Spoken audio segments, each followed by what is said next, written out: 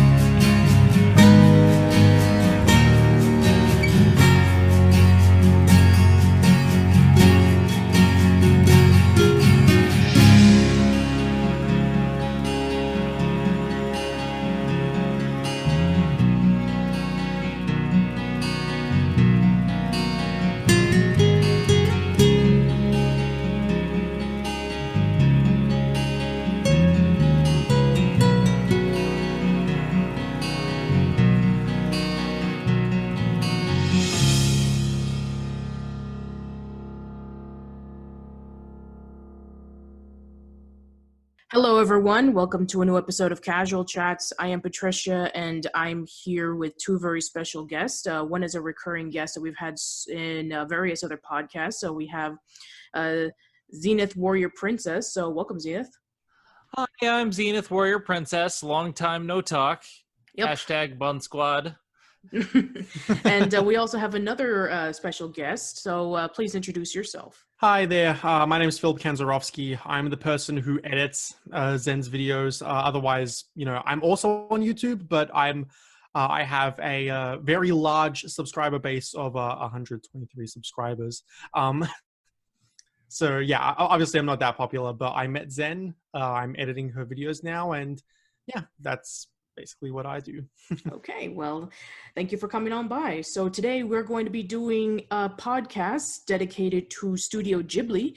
Yeah, it's been crazy to think that in over 35 years, they have been producing some of the most groundbreaking and critically acclaimed animated films in Japan. And they've made a huge splash when it reached over to the Northwest, otherwise known as the Americas. So, or in Philip's case, he's from Australia. So, yeah. So please, for those who are interested, why don't you guys talk about your first introduction to a Studio Ghibli film? You want to go first, Zen? Yeah, sure. My first Studio Ghibli film was Kiki's Delivery Service. That was my introduction as a kid, and I was just drawn into it. I loved witches as a kid, and just seeing the stuff that they did on screen. I mean, Miyazaki loves flying. He loves flying machines. You look at any of his movies, and you'll see flying stuff, and it was just that intrigue, that level of animation that got me on board, and I started watching a bunch more. I still haven't seen the entire catalog, but I love Ghibli. Yeah, like Zen, I haven't seen every Studio Ghibli movie, unfortunately. In fact, I don't know how many Zen's seen, but my experience with Ghibli has been it's been on and off, because I remember the first time I had watched a Studio Ghibli movie, it was back in, I want to say, 2013 or 2014, because in high school we had an anime club. It was unfortunately something that didn't carry over to my senior campus. It was mainly just on my junior campus. But it was then that I first experienced Princess Mononoke. Actually, so my first Studio Ghibli movie was actually Princess Mononoke, and basically I was intrigued by it, but I didn't love it at first. It took like a second viewing for me to actually really, really like Princess Mononoke. But I was definitely intrigued by it on first glance. It was also thanks to that same anime club I also watched Spirited Away and Castle in the Sky. And since then, I've also watched, a bunch more Studio Ghibli movies. Actually, in preparation for this podcast, I've actually seen 2 additional Studio Ghibli movies. One of them being The Cat Returns. Actually, no, it wasn't The Cat Returns. What am I talking about? Sorry, brain fart moment. But it was My Neighbor Totoro, because I would feel pretty stupid going into this podcast not having seen the main mascot film for Studio Ghibli. And then the other one was Howl's Moving Castle, because I ran a poll on my Twitter just to see, just for fun, and overwhelmingly it was Howl's Moving Castle that people wanted me to see. So I was like, okay, guess I'll watch Howl's Moving Castle. Yeah. Now, I'm actually curious, I guess for the sake of this podcast, you wanted to talk about at least all of them, but I know that you guys haven't seen all of them, but would you say that you've seen at least mostly Miyazaki or Takahata films, or you have seen like the cut of the underground with all the other producers?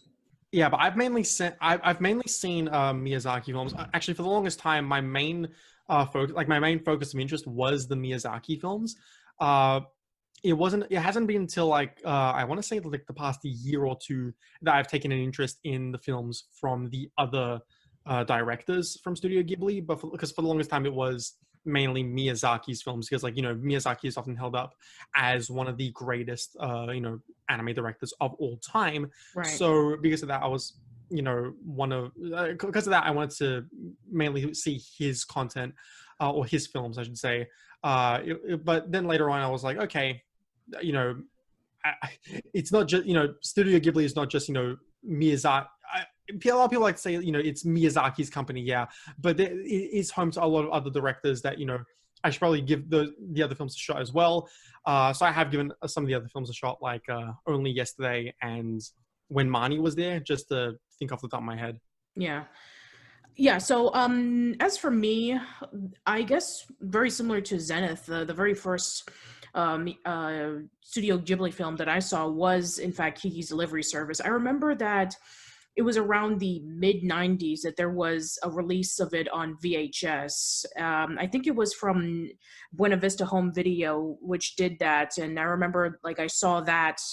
And then I think afterwards I saw Castle in the Sky. And I thought that this was something I, was, really intrigued, because this was kind of like when I was going into my anime phase, where I had already been familiar with Dragon Ball Z and Sailor Moon, but, seeing a full-length film, I mean, granted, I hadn't seen any of the Dragon Ball films or any of the Sailor Moon films at the time. So, the fact that I was able to see this kind of, anime-esque film, that it just literally blew me away. It was like something I had never seen before in a Disney film or any of the other companies at the time. So I was really intrigued with it. And then after a while, I started seeing Princess Mononoke. Then I saw Nausicaa, the Valley of the Wind. And then when Spirited Away came out, I mean, it blew up everything. That movie was just pretty much everywhere when I was in high school. And, then the other Studio Ghibli films started releasing on Disney, and then I started seeing a lot more of those. And nowadays, HBO Max has the distribution rights, for streaming. And then there's G-Kids, which, they are able to, they have their own little section where they get to be able to do that. So now they're pretty much more available than ever. So I'm really happy to see that. So I guess we can get started. So now technically I know a lot of people don't really count the previous movies, such as Castle of Cagliostro or Nausicaa, the Valley of the Wind, as Ghibli films, because they weren't produced by Ghibli, even though that Miyazaki did work on them. But I guess I want to touch on them pretty quickly. So Castle of Cagliostro is a movie that is based off of Lupin III. And as for Nausicaa, the Valley of the Wind, it was based off of a manga series, and it involves with a girl named Nausicaa as she's trying to protect the last bit of land from the soldiers who are trying to take over everything and colonize it. So yeah, I want to know quickly about your thoughts on these two films. Here's the thing. I've never actually seen Nausicaa or Lupin the Third. I've heard good things about Lupin. I've heard really good things about Lupin, but I haven't actually gotten around to seeing it yet. As for Nausicaa, it's one of those ones that I've been meaning to see, but I just haven't gone to it. And I always, as a kid, funny thing, I always kept messing up Nausicaa with Castle in the Sky. Yeah, I'm kind of in the same boat with Zen on this one. Lupin's a series that I'm actually both are some stuff I really want to like actually sit down and watch. With the Lupin movie, it's mainly just Lupin in general because Lupin looks like something I would be extremely into. I've seen clips of it like all over Twitter, and I just really want to sit down and actually watch Lupin. Nausicaa is also like, I know I like you said, it's not usually counted as Studio Ghibli, but I've seen it usually be counted as Studio Ghibli. Heck, because in Australia, the films actually just recently, all the films, and I mean all the Studio Ghibli films, just recently came out on Netflix in Australia. So I honestly just want to go through and just watch every single one of them. Unfortunately, the only one that hasn't come out on Netflix is Grave of the Fireflies. But Nausicaa's on there, so yeah, it's one I really want to see, not just because it's like the first movie that's kind of counted as Studio Ghibli, but also because it just looks really cool, like especially for like a what year was it? It was like 1984. Yes. Something like that. Yeah, 1984. Yeah, it definitely seems like a film that I would definitely be into. It seems like I said, I know you said you often confuse it for Castle in the Sky. It actually looks like kind of a prototype-ish to Castle in the Sky. I don't know how accurate that description would be. Like, I'm just saying that as someone who hasn't seen the film, but yeah, it's definitely something I want. Miyazaki tends to use very similar themes in movies, and you can see some similar ideas. Yeah, like like protecting the environment is a major theme for Miyazaki films. Yeah, because they you see the Japanese, especially like older Japanese people, they have this tradition where they need to like protect the environment. Like the environment is very sacred. So he does tend to implement that a lot in his movies. And there's always like this kind of balance between the old and the new. I saw this in Nausicaa, Castle in the Sky, Princess Mononoke. It's definitely a major theme in his films. And I think the connection for me with Nausicaa and Castle in the Sky is the flying gear is very similar to the gear that Nausicaa has, and the mech stuff. So there is somewhat similar stuff from what I've seen of the trailers of Nausicaa. Yeah, there's a lot of steampunk elements in his films. It's either that or supernatural things with ghosts and demons and other creatures. Mm-hmm. But yeah, now, admittedly, I have not seen Castle of Cagliostro. If I had my good buddy Jim here, who has been in various other podcasts, he would talk the daylight out of it because it's actually one of his favorite films. So yeah, I'm sure that we'll talk about it at some point in the future. But as for Nausicaa, the Valley of the Wind, I really love it. It's actually one of my favorites in the Studio Ghibli lineup. I really like the story with the with the conflict between nature versus progression. I really like Nausicaa. She's a really great protagonist. And I just really like the conflict. It's a really excellent movie. I know that I don't want to really go too much into it because you guys haven't seen it yet, but seriously, for those who are interested in, if you are like Filip, who happens to have all this stuff on Netflix, or for us, HBO Max, then yeah, definitely go check it out. So I guess, because we're talking about Castle in the Sky, so let's talk about it because it was technically the first film that was developed by Studio Ghibli. I really love Castle in the Sky. It is one of my favorites. And I actually saw it later in life than others. I saw it with my friend Freya in the same night that we saw My Neighbor Totoro, because she found out I hadn't seen it and she came over and saw it. I think this was like 4 years ago. So we watched it, and it just, to me, this exemplifies all of his ideas in one film cohesively. Like, there are certain things that he explores more in other films, but this is like the groundwork for everything. You have the flying themes, you have the environmental themes, you have the mystic stuff, you have the steampunk. It has brilliant voice acting for the English dub. And yeah, absolutely.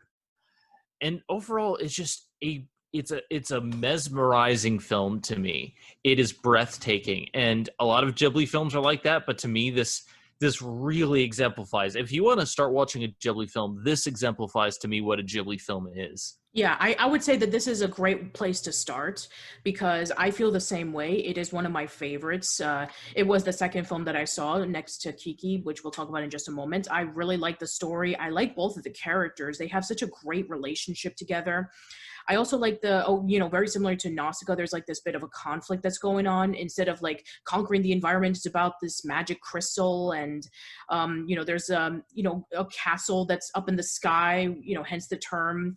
A thing with castles with Miyazaki. We'll talk about that when we reach over to Howl's Moving Castle. So, yeah, and then I just really like the fact that it mixes in steampunk, but at the same time, it's about the environment as well. So again, this is a very clear thing that is always in a lot of Miyazaki films. It's like it's kind of like a gray area. It's like you can choose either side of whether you prefer progression in technology, you prefer the environment, you prefer about preserving it. And I think one of the best examples of that was when you saw the little robot that was covered in the moss. I think that perfectly exemplifies it, about like there's a way that you could have a combination of both of them. And I think that the English dub is actually really, really good. I mean, I guess it depends on which English dub you're referring to, because technically there's two of them. There's the Magnum dub, which was done in '89, and then there's the Disney dub that was done around '98 to 2003. So I think that what you guys are referring to is the Disney dub, which is also done really well. James Vanderbeek as Pazu, and Annie Paquin as Princess Sheeta, and of course the always amazing Mark Hamill as Colonel Muska. Mark Hamill is perfect as the villain. I love every second of his performance. Perfectly cast. But also, I love the Sky Pirates. The Sky Pirates are awesome. They are. Oh yeah, the Sky Pirates. The Sky Pirates are like one of my highlights for the movie, along with Mark Hamill as Muska. Because Muska, you could just have Mark Hamill as like any villain, and I'll be on board. I'm like, oh, you have Mark Hamill as your villain? Okay, well, I'm sold. I'm absolutely sold. But yeah, just shut up and take my money. Shut up and take my money. But yeah, I'm also gonna have to say, like, when it comes to specifically Castle in the Sky, Princess Mononoke, and Spirited Away, it has been a while since I have sat down to fully see them. I do remember the majority of like the key moments and why I really love these movies. But if I forget the finer details, then please forgive me. It has been a while since I have seen these three movies in particular. But with Castle in the Sky, you guys have already mainly said why I love the movie.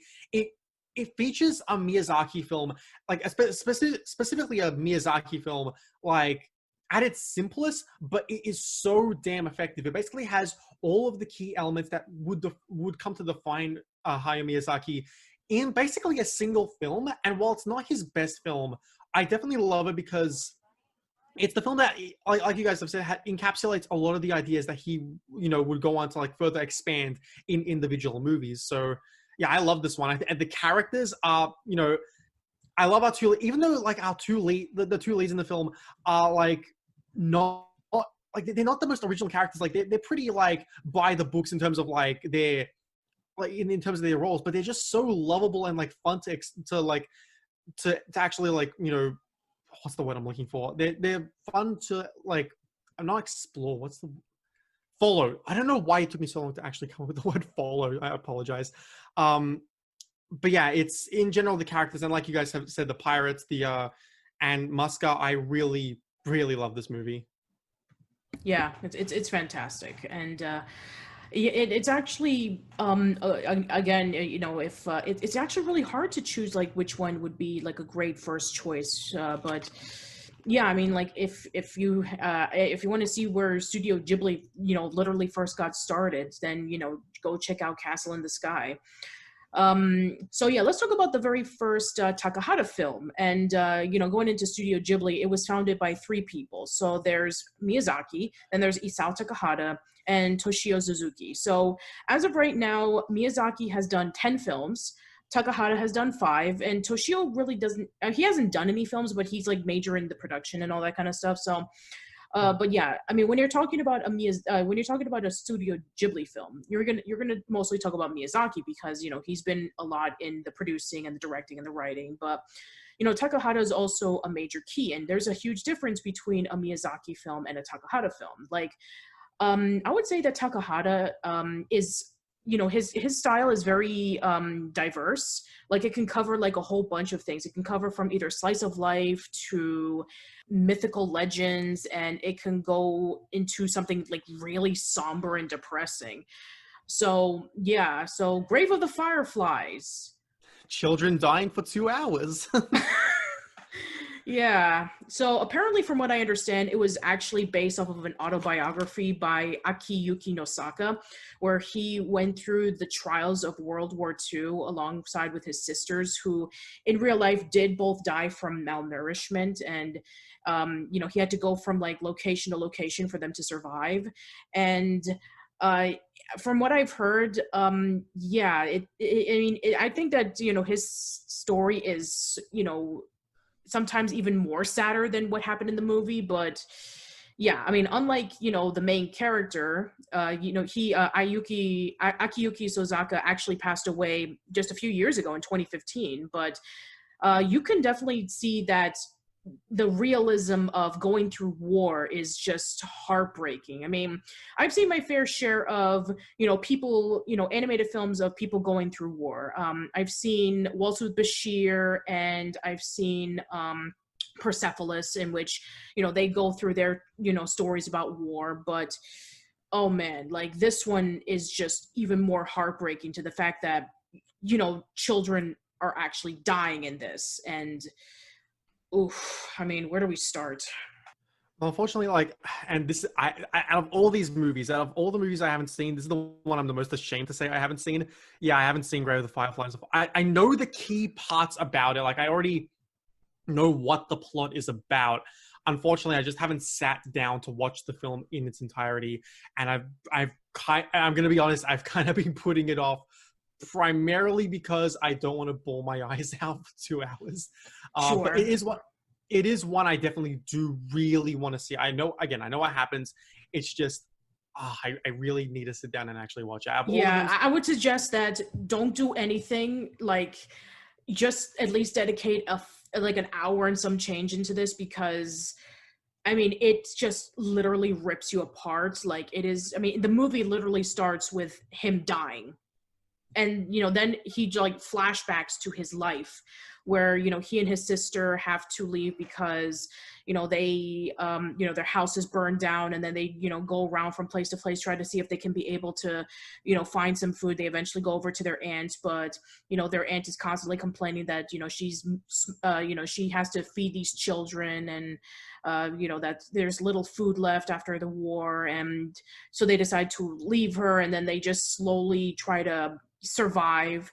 I mean, and there's a reason why this movie is called Grave of the Fireflies, because there is a scene in which they do see fireflies up in the air, and that gives them a little bit of hope. But oh man, it is just so depressing. I mean, it's a great movie, but it's something that you would have to see at least once, and you would get the idea of it. I mean, it's not like a movie that you can rewatch over and over again like the other, Studio Ghibli films, because, I mean, it just leaves a really sad, feeling after you're done watching it. But it's definitely one of those films that you need to see at least once, but just prepare to cry.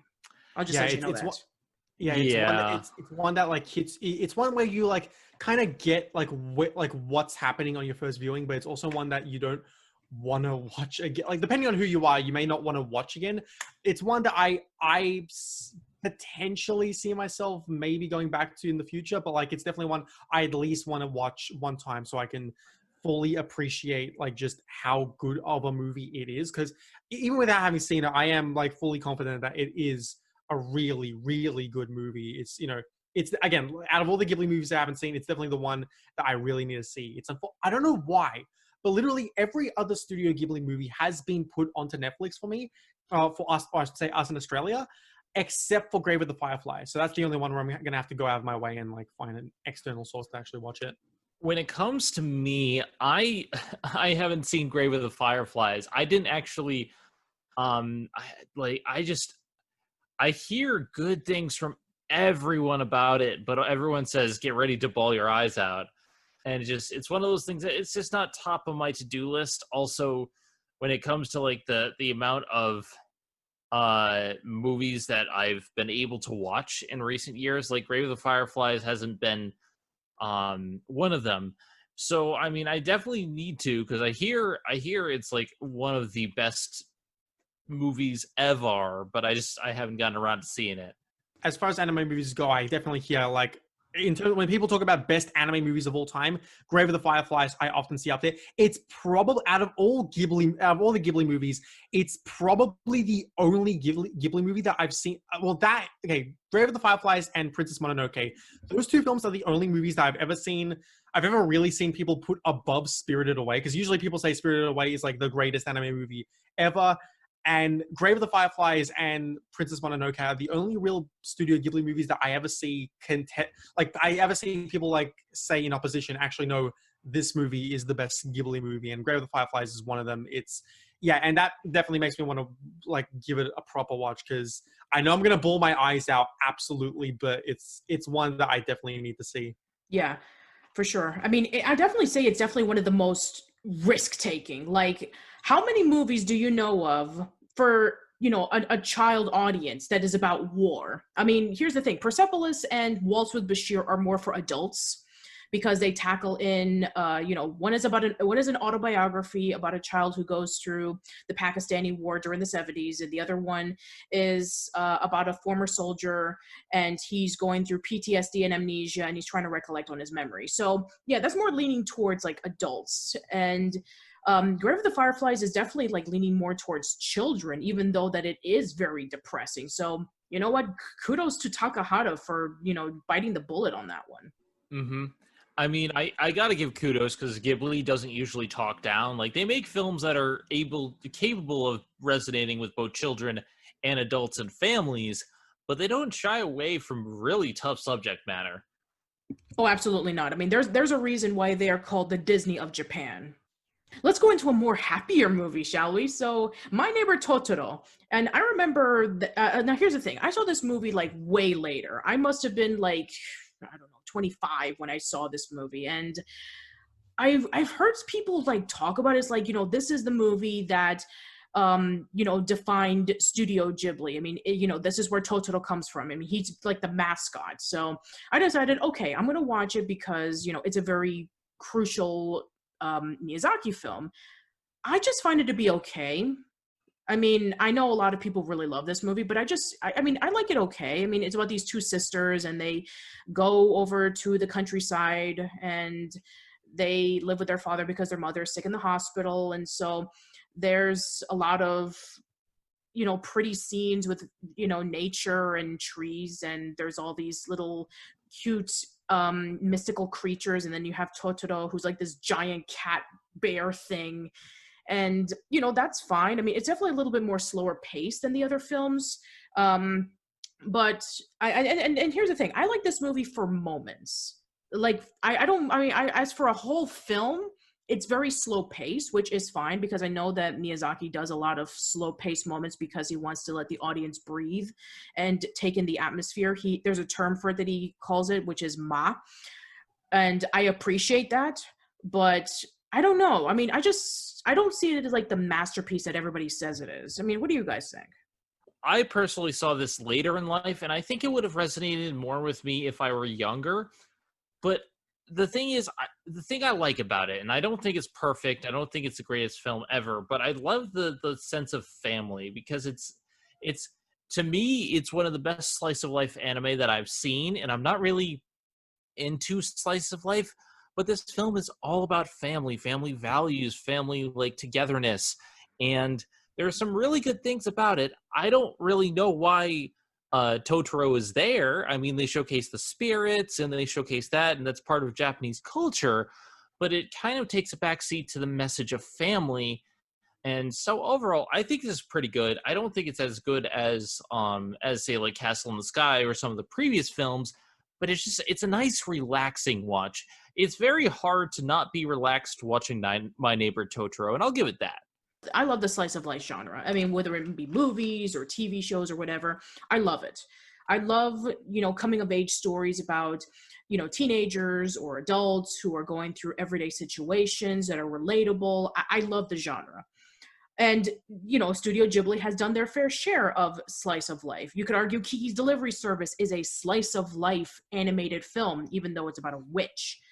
But here, I felt that there were times in which it was kind of like testing my patience. It's like, okay, I mean, I like the family, I like the sisters and all that kind of stuff, but I just felt like there should have been at least something a little bit more. And I do agree with you, Zenith, that if I would have seen this when I was younger, I probably would have appreciated it a lot more. I probably would have liked to have seen, the two sisters, interact with Totoro, and I would have liked to have seen like the little Kodami creatures and the cat bus and all that kind of stuff. I mean, those scenes are great, but as somebody who grew up with all the other Ghibli films, and then I saw this much later on, it's like, it's fine.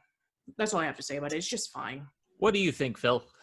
For me personally, speaking as someone who literally just saw the film recently, I honestly, hearing you guys both talk about it, I honestly think I probably come to the assumption that I probably like the film the most out of the three of us. I really liked My Neighbor Totoro. Now, like you guys said, it's not the most spectacular of all of the Studio Ghibli movies. There are definitely better Studio Ghibli movies out there. I would definitely say like stuff like Spirited Away and Princess Mononoke are obviously better. I'd also say that Kiki's Delivery Service is better. Castle in the Sky is better. But My Neighbor Totoro is one that, like Zen said, it's about family and family values. And I really, really love stories about family. Like my favorite, just off the top of my head, my favorite Marvel Cinematic Universe movie is Guardians of the Galaxy Volume 2. That's, that should give you an idea of how much I really love family stories. It's about family. Family. But yeah, I don't know like what people's opinions of like the main two sisters are. I thought that they were absolutely adorable. I loved the main family we were following. Yeah, it's definitely like a very like relaxed one, and it's definitely a very simple one, but I think it uses that simplicity really well to just tell a nice, wholesome story about these two sisters, about this family. And yeah, I really liked My Neighbor Totoro. I think it was a really, really nice movie. It wasn't anything spectacular. It's definitely not. It's at the point of Hayao Miyazaki's career where he's, definitely, because we have both Castle in the Sky and now My Neighbor Totoro. It's, definitely before his real heavy hitters, as opposed to Takahata, who like released Grave of the Fireflies, I believe the same year as Totoro. So yeah, soon is like when Miyazaki definitely started getting into like some of his best work. Yeah. Like when I said Castle in the Sky was like a groundwork for Miyazaki, this was him exploring specific ideas, family, whereas Kiki's Delivery Service is exploring something different. He gets better and better with these themes as he goes. Yeah, exactly. Speaking of which, I guess we might as well talk about that. So, yeah, with Totoro, it was definitely akin to family, and with Nausicaa and with Castle in the Sky, it was about the balance between progression and the environment, and it was trying to be like more fantasy adventure. But here, this is we have Miyazaki's next attempt of trying to be a coming of age slice of life story, except that there's a bit of a twist in it. It's that our main character is a witch. And yeah, like I said before, this is the very first one I've ever seen, and I really liked it. It's an amazing film that focuses on Kiki trying to go over to this town and trying to find herself. And so she opens up her own delivery service, and she doesn't do well at first, but then she gets better, and then she meets up with a whole bunch of friends along the way, like the old lady and Tombo and various characters. So I think that the movie itself, I mean, yeah, it's very slow paced, very similar to something like Totoro, but I think that what really gets it interesting for me personally is that I really like the environment. With Totoro, it was more like, it's in the countryside and it's surrounded by a bunch of trees and grass and mystical creatures. And here it takes place in the city where you get to meet up with a lot of people. And the only animal in the movie is Gigi, who's, Kiki's talking cat. And, but yeah, I think that something about this film,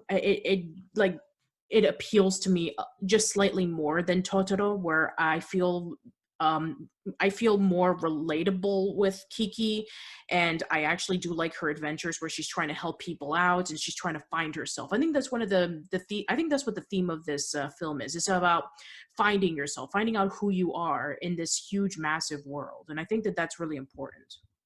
I think it's mainly because like Kiki, like they focus more on Kiki as a character as opposed to like they did like the family from My Neighbor Totoro definitely have like all of them like definitely have like defined characters, yes, but like Kiki, because it's like the movie is just primarily focused on Kiki herself, we're allowed to just like focus on her journey and grow an emotional attachment specifically to her. So I think that's why Kiki's delivery service ends up like working, I think, a little more than My Neighbor Totoro, because yeah, I think Kiki's delivery service is a very, very good movie. It's also one that I saw around the time I saw Spirited Away. However, I didn't see it in the anime club that I saw Spirited Away in. I saw it in my own time, and I really loved it. I thought it was a very, very, very good movie. It's also one I haven't revisited, not even as much as Spirited Away or Princess Mononoke. So this is, I would say, like Grave of the Fireflies is the one of all the movies that I haven't seen that I really want to see. But Kiki's Delivery Service is the one of all the movies that I have seen that I very much want to come back to, because I remember my first viewing of Kiki's Delivery Service being so much fun. I had a lot of fun with Kiki's Delivery Service. I thought it was such a whimsical, such a delightful film. That's actually the best word I'd use to describe the film, just delightful.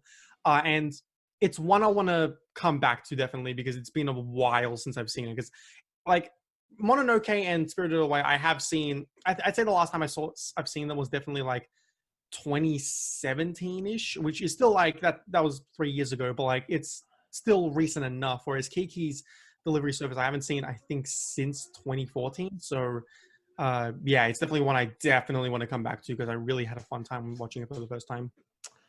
In terms of my experience, Kiki's Delivery Service is my personal favorite Miyazaki film. It was the first one I ever saw as a child, and I'm not sure if I saw it on Toonami or if I rented it growing up, but I was a big fan of witches, so I was like intrigued with it. But this is a film that resonated with me so much, and the more I grow up, the more it resonates with me personally. And I think a lot of it is the coming of age nature of the story, about how as she grows up, Kiki is slowly losing her magical powers, and it's a commentary on how children have this unique viewpoint on life, and how they when they grow up they have to shed some of this, but it's not all bad, and it's, you can still keep a little bit of magic with you even if some of it goes away. And there's some really amazing ideas in this film. I love the Zeppelin scene. I love the characters, the atmosphere. To me, it is just my personal favorite Ghibli film. Not what I think is the best, because we'll get to that, but I think it's definitely my favorite. I can see that. I mean, I would probably say something similar next to another film, but yeah, I can see why a lot of people really do love this film. I mean, it's very magical, it's very whimsical, yet at the same time, it's very grounded. It has that really nice balance, and it has great characters. It has a wonderful setting. There are such beautiful scenes. Once again, we see Miyazaki's obsession with flying in here. So yeah, it's like a great package. And I think that, for the most part, when it comes to why people really love this film, it's that it also has some like really great humorous moments, like whether it be with Gigi, which a lot of people say he's a very funny character, I guess, depending on, who's voicing him, whether it be his Japanese voice actor, Rei Sakuma, or whether it be the late Phil Hartman. But Yeah, I think that Gigi is definitely one of the best side characters in a Miyazaki film, and also I think that the friendship with Kiki and with Tombo is actually really nice too.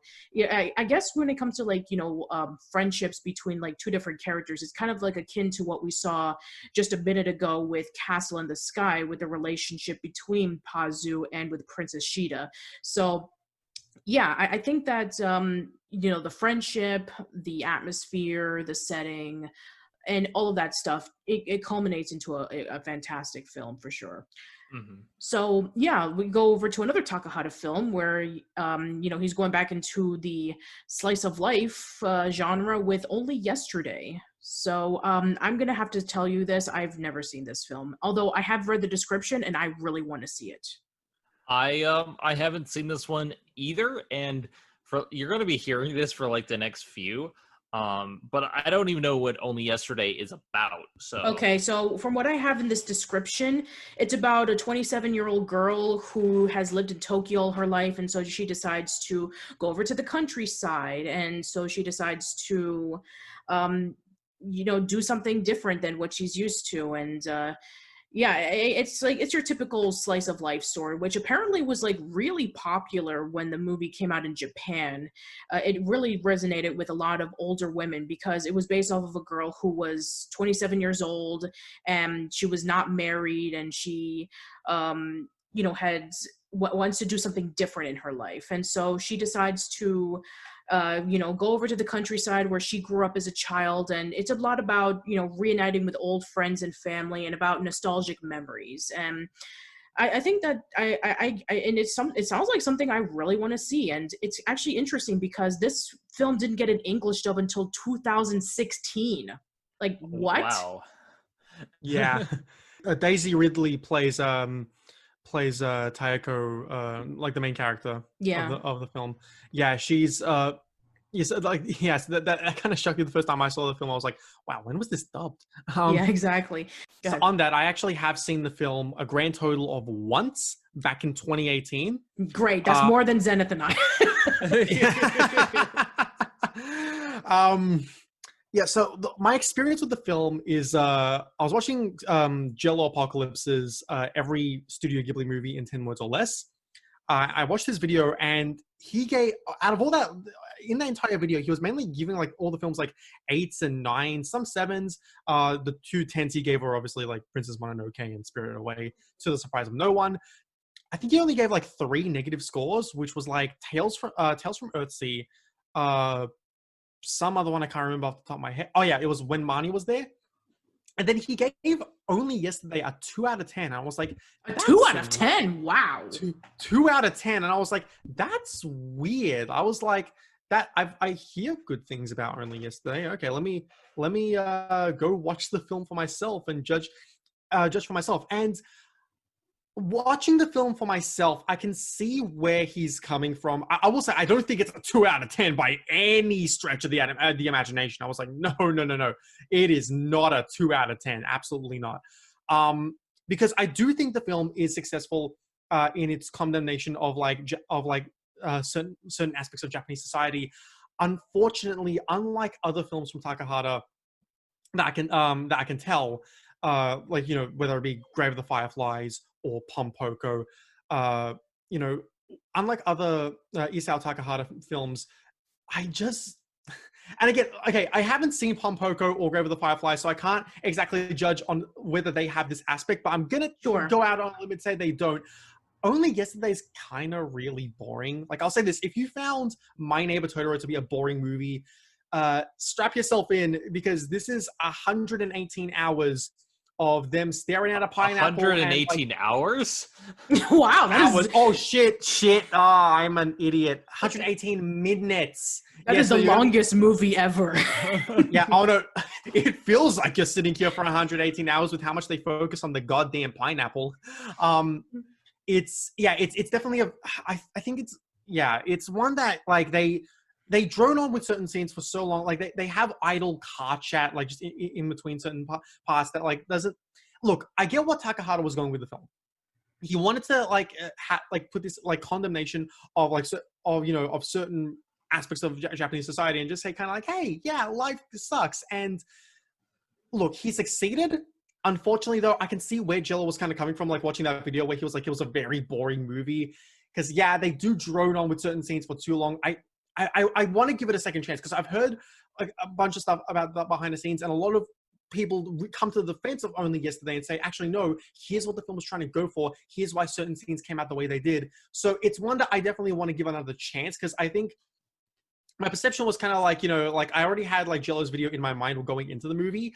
Coming out of it, I was like, yeah, I can kind of see where he's coming from. Not 2 out of 10, absolutely, but like I can kind of see where he's coming from. I do want to go back and revisit it because I think there was more meaning behind certain things that I just wasn't paying attention to that I definitely want to go back and give another look. Sure. But yeah, as the only one of us three who has seen the movie, I will say it's successful in what it wants to achieve.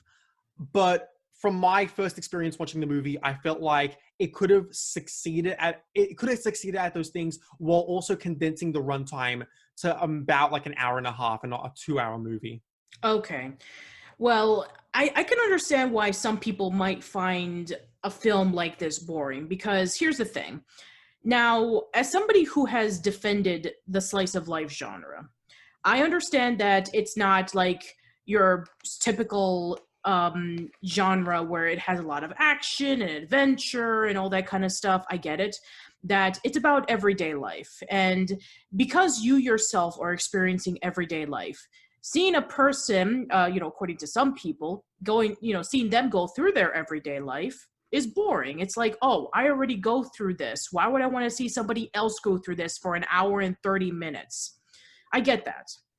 But for other people like myself, it's really relatable. It gives you an appreciation that there is there's a type of media out there that you can be able to watch that can resonate with you because you went through something similar. That's why I enjoy slice of life anime like Azumanga Daioh. That's why I enjoy slice of life cartoons like Hey Arnold. I enjoy the genre, and that's why I like coming of age films. The list goes on and on about those, but I get why some people didn't like it, and maybe the film does drag a lot. I haven't seen it yet, but this is one that I am actually really interested in checking out. I would definitely say, I would absolutely say check it out. I will say again, like I've kept saying, it is successful in what it wants to achieve. There is one scene, like I won't say too much, like since you haven't seen the movie, but there is one scene in particular that I was, a really big fan of when they actually, because I keep mentioning like, the pineapple. There's one scene in particular where they finally sit down to eat the pineapple. Where they finally sit down to eat the pineapple, that scene's probably the best scene in the entire movie. It's not even like a really big scene. It's like, it has the same kind of like slow pace as the rest of the movie, but it actually, I think it like really accomplished something as opposed to like some of the other parts of the movie where it was just like very slow and idle. Again, it's definitely one, because I also get what you're saying about like how just experiencing someone's life can be boring. Have you ever heard of the Canadian TV show 16? I've heard of it, but I've never seen it. I have seen 16. I loved it. Yeah, I also really like 16. But one of the biggest criticisms I've heard gone against it is, well, it's just, teenagers being teenagers and not much else. And I'm like, yes, that is true, but it also works as, a good like demonstration of, like how your life is shaped as a teenager. It doesn't like, yes, it's just teenagers doing teenage things, but, depending on how the story is, presented, it can be used to actually, present a good commentary on, a person like during that age or whatever age they are, in the course of the series / movie. Again, like I said before, I really want to see Only Yesterday a second time because I feel like I was going into it like with a little bit of an expectation, somewhat of like, okay, well, this person, whose opinion I hold in relatively well regard. I really like Jello, and I like Jello too. I mean, there's always room for Jello. And he's Jello apocalypse, so like it's all the Jello in the world. But yeah, so it's definitely one I want to give another shot. From my first viewing, I didn't hate it. I didn't even think it was all that bad. I just, it was a very slow and boring movie at times. Again, even when I see it a second time, although certain scenes I feel like I'll have a better appreciation for on a second viewing, I still think I'll probably hold on to the opinion that I think it should have been, maybe half an hour shorter, maybe 20 minutes shorter, just a bunch shorter than it actually is. Because I think 2 hours for what Takahata was trying to go for is a little too much. But that's just me. Also, I just want to point out before we move on, it has 100% on Rotten Tomatoes. That is very true. That is very, very true. But Interesting. I don't judge scores based on Rotten Tomatoes, but I do find the fact that it has 100% on Rotten Tomatoes very funny. Yeah, and it was the highest grossing Japanese film in 1991.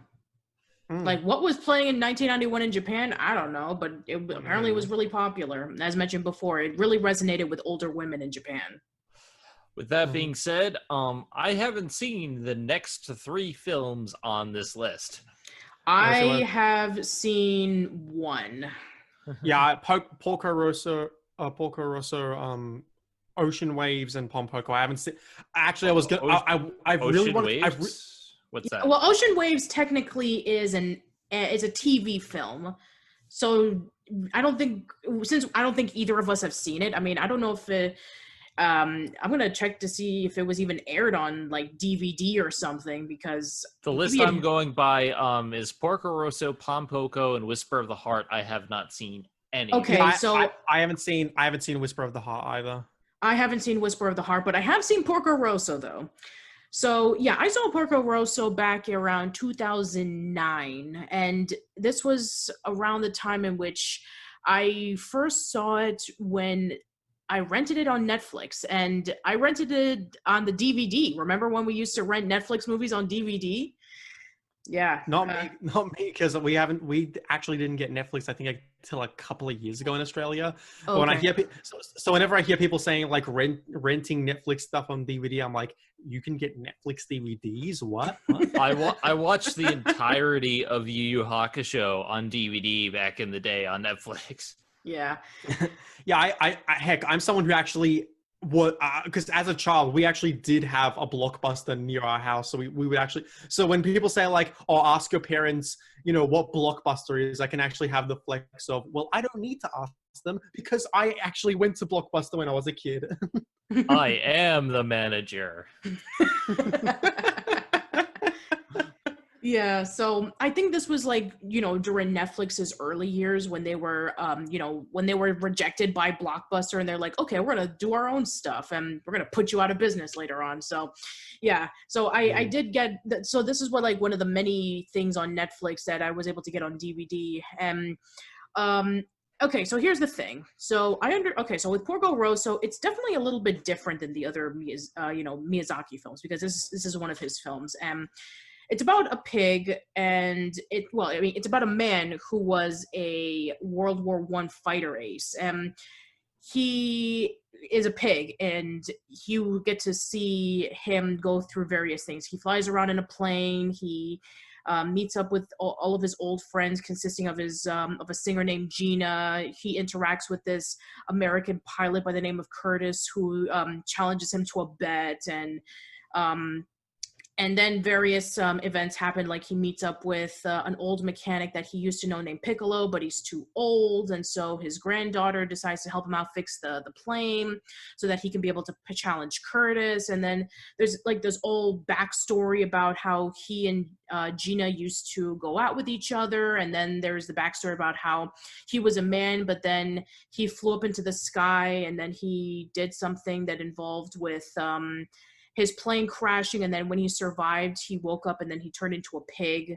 And then finally we get the fight with Porco and Curtis, where they were flying around, and then they ended up fighting each other fist to fist. It's a pretty long and complicated story, but then like towards the end of the movie, where we, for some reason that Porco Rosso turns back into a man, but we never get to see his face. And yeah, it's very interesting. Like, this movie sometimes goes a little bit all over the place. It's like you have one part where it's supposed to be like a dramatic film, and then other parts is supposed to be like a adventurous aerial film, and then there's fighting in there, there's romance, and there's quiet slice of life moments. So from what I understand, it's part of a 3-part manga, which I haven't read. So I take it that they probably did it like beat for beat, but I do like some things about it. But I think it's simply all right. It's not one of my favorite of Miyazaki's films. I think it's different. I'll just say that it's very unique for what he would do later on, or even his early days. So I just find it to be okay. I wouldn't like rank this as like one of the better Studio Ghibli films though. So yeah, because neither of us have ever seen Poko or Whisper of the Heart, I guess we can jump into Princess Mononoke. The only thing I will say is that I've heard of Porco Rosso. I like the aesthetic, and I've heard of Poko, and it's about raccoon, tanuki scrotums. It's about ball sacks.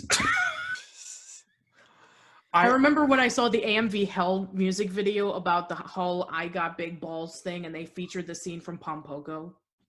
Yeah, so I mean, I hear Whisper of the Heart is really good, but I haven't seen it. So I think the same thing. It's kind of like akin to what Takahata did with Only Yesterday, except that instead it was done by Miyazaki and Yoshifumi Kondo as the director. So yeah, I have to check it out because it sounds like something that would be up my alley. So Princess Mononoke, one of 4 times that Miyazaki tried to retire but didn't because he's stubborn like that. So yeah, this movie was supposed to be his magnum opus, and he was supposed to retire after he was done with Princess Mononoke. He worked really hard on it. This was when computer technology was becoming really popular, but we all know about how Miyazaki does not really care too much about 3D animation and CGI. Anime was a mistake. Oh yes, the infamous anime was a mistake quote. If we could we talk about the whole anime? Because I don't really want to talk about it now. I think we should just like get through the movies. But if we could we like kind of get to that like when we like reach the end of like the whole list of Studio Ghibli movies? Yeah, sure, for sure. Because I actually do have stuff I want to talk about that because I think people just take it more as a joke. And granted, it's a funny thing like that. It's like, oh, anime is a mistake, but like what? I don't think he actually did say anime is a mistake, but the stuff he has said, I definitely think there's like some interesting things to talk about there. But yeah, this, like you said, this was one of the first times the first time that Miyazaki tried to retire. I'm glad he didn't, because otherwise we wouldn't have gotten Spirited Away or The Wind Rises. But if this was going to be Miyazaki's last movie, it would be his absolute best. It probably wouldn't be my personal favorite, because I still think I like Kiki a little bit more personally from a like subjective perspective. But Mononoke would have been his best movie, bar none. It is really, really, really good. Absolutely. I mean, this is like, if he would have if this would have been his final movie, this would have been his magnum opus. It would have been up there with like Nausicaa, The Valley of the Wind, and Castle in the Sky. It is that good. And it feels like it feels like this would have been like a final movie, because it's like calling in all of his usual elements. It has the mysticism, it has the fight between the environment and progressiveness, progressiveness, that's a word. Anyway, but yeah, it does have all of those elements that are in a Miyazaki film. And I feel like this was definitely all the things that he did in his previous films culminated together into one.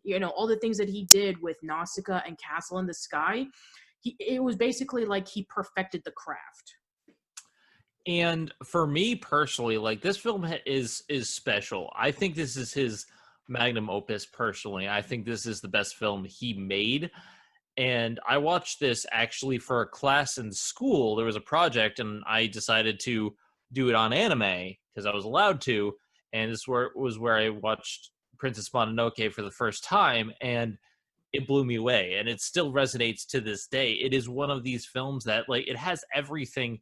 It has action, but it also calls for non-violence. It has this clash of ideals, this clash of progress versus the old way and tradition, environmentalism versus modernization of things. humans versus nature, family, all of these themes rolled into one, and there's no definitive answer because, well, Princess Mononoke represents both aspects. Like the war only ends when peace is kind of made, but it doesn't take a stance, and it just allows you to observe his ideas on everything. And it's wonderful. Absolutely, it is amazing. I think that with Princess Mononoke, I think that the one thing that I do have to say about this film is that I think that the story of San, that a lot of people really resonate with her, very similar to how people resonated with Nausicaa and with Kiki.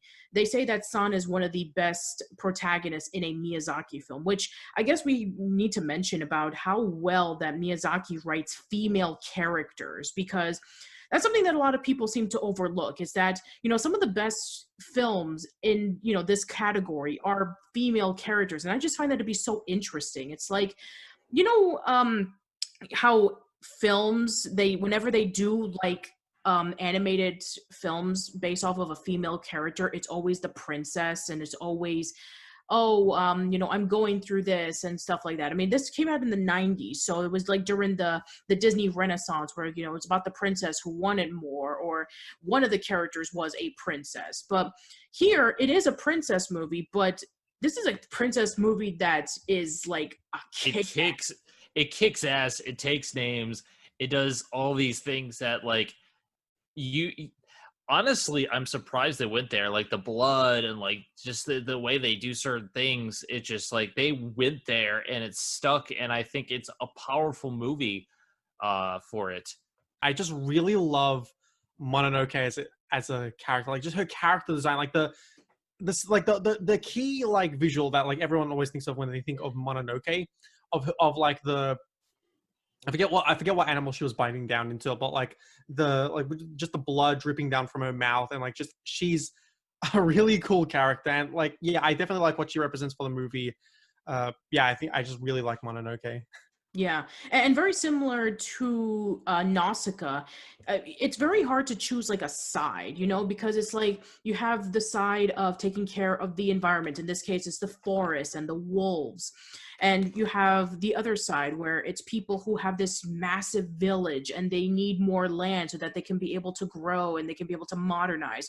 But at the same time, you have good people on both sides. I mean, there's jerks on both sides as well, but you can kind of see where they're coming from. And I think that that's actually really good, because if you remember from the 90s, in which you had all these environmental films, we had our Last Rainforest and Once Upon a Forest and all these other environmental films that were trying to shove it into your throat. It's like, protect the forest, protect the environment, or else bad things will happen. Yeah. But I think that with Miyazaki, he knows how to craft a great story with protecting the environment and appreciating for what it is. But at the same time, you need to have a balance between nature and with progression. And I think that it does really well. I mean, it symbolizes Japan to a T, in which they're very careful with the environment, but at the same time, they're 2 years ahead of us in technology. So yeah, I think that with Mononoke, the characters are amazing in this one. I mean, we have Ashitaka, who is going through this massive curse in his arm, and San and Lady Eboshi.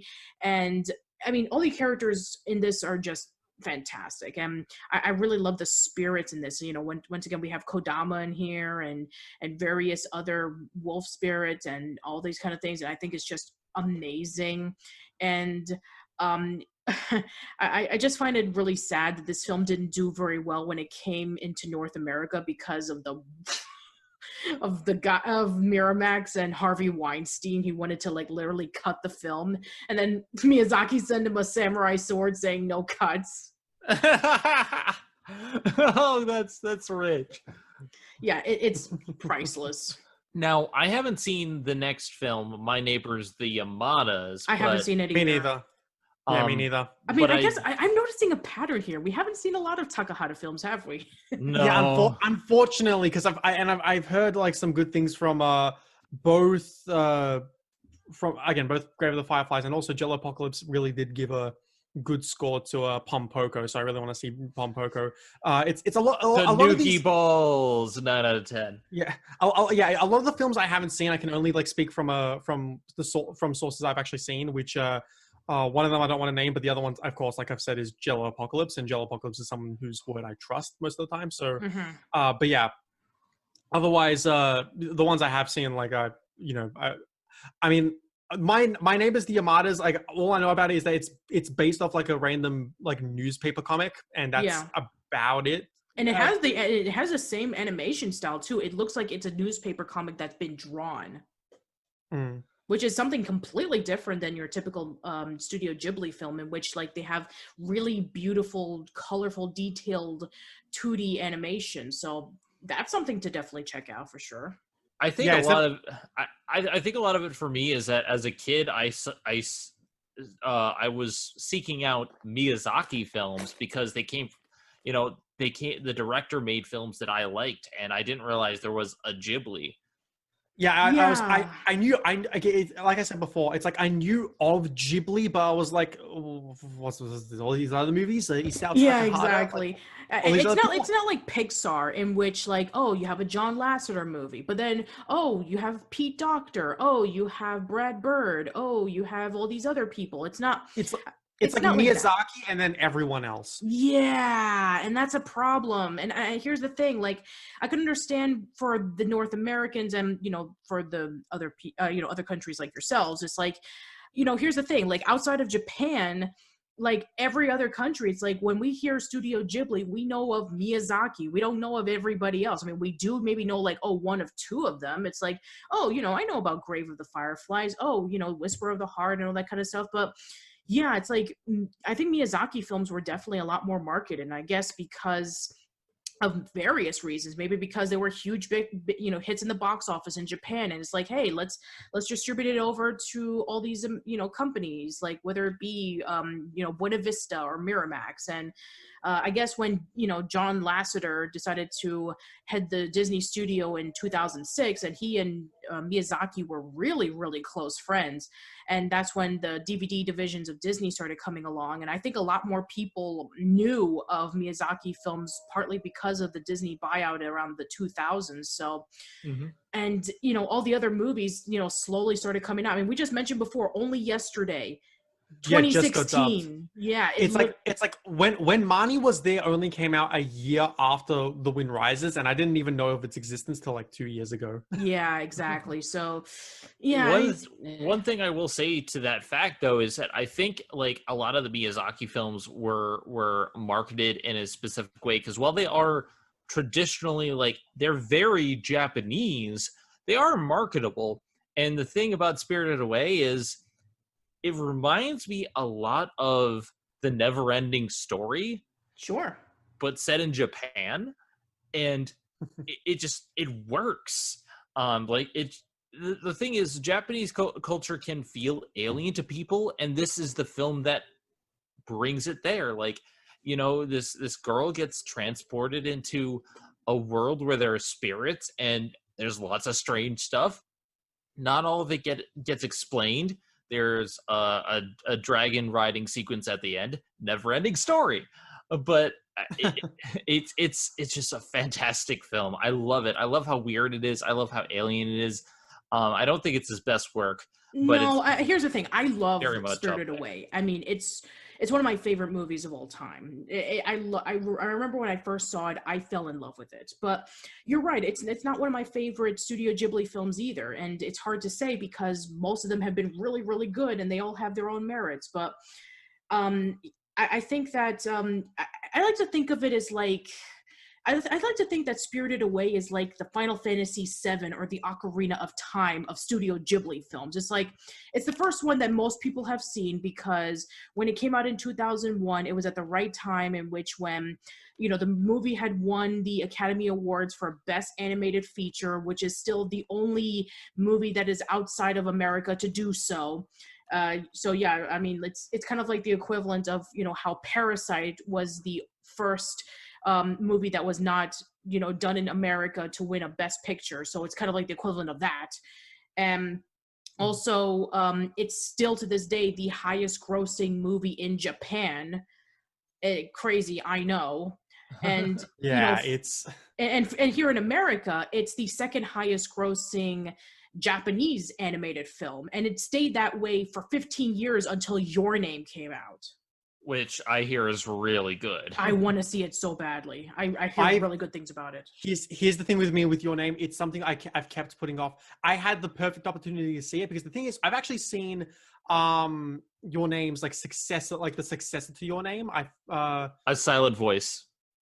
Not a Silent Voice. The Silent Voice wasn't like made. Wait, was it Makoto Shinkai that made a Silent Voice? I'm not sure. I know. No, actually, no, it wasn't. I'm talking about Withering with You. That's the movie I'm talking about. I actually have seen Withering with You. I saw Withering with You in theaters. It was a really good film. Ironically, the biggest criticism I heard launched against Withering with You was that it was too much like Your Name. But unfortunately, the thing is, because I hadn't seen Your Name, that wasn't something that I was thinking about. I was just taking Withering with You on its own merits. So yeah, because of that, I thought it was really, really good. But I have to see Your Name. Your Name's definitely something I really have to see. I haven't seen any of those yet, but if I had to pinpoint the thing about Spirited Away that I love, but also is the biggest problem of it, it's the alien nature. It feels like a random collection of things happening, and that's the point. And that's what makes it really good, because like it's so fascinating. You see all these weird things, no face. But when you actually peruse it again and take a look at it and pick it apart, not a lot of it really connects. Yeah, And like, what do the witches have to do with, No Face? I mean, like, other than that he's a customer in the bathhouse, and then there's, there's Haku, and then there's, various other things. Yeah, I mean, I get it. It's kind of like a vignette of, like, all the things that is going on in her life. It's kind of like Alice in Wonderland. exactly. And it's because of that. It's because of that. I don't really think that it really needs. I don't know. Maybe this is just me, but I don't. Well, actually, I don't think it's just me, because like this is still like held up as Miyazaki's like best work today. Like, can I just ask, was this another one of the movies where Miyazaki was like planning to retire after making it? Yup, of course he was. Yep. Yeah. As soon as, like, of course it is. I mean, as soon as he was done with Princess Mononoke, then, he took a break for a few years, and then he immediately got inspired to do Spirited Away. And he wanted to make this his magnum opus. And he was heavily inspired by various things. The fact that, he went over to a mountain cabin with his family, and he wanted to make a story about small children. Kind of like something he did with My Neighbor Totoro, in which like he wanted to make a movie based off of, small children that were going through things. And when he was trying to look through like various magazines and various media about like, what is a good example about a girl going through things, he couldn't find anything. It's like, you know what, I'm gonna make one myself. And he wanted this to be his magnum opus. So, this is the second attempt of him trying to retire.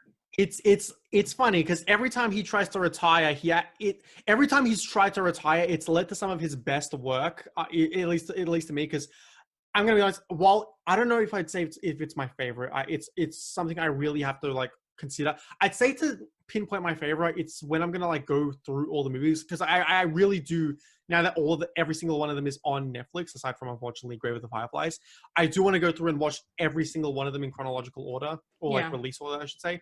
And at that point, maybe I'll pinpoint my favorite. But for right now, I will say I do think without a shadow of a doubt that Spirited Away, from what I've seen, is the best movie that Miyazaki has made.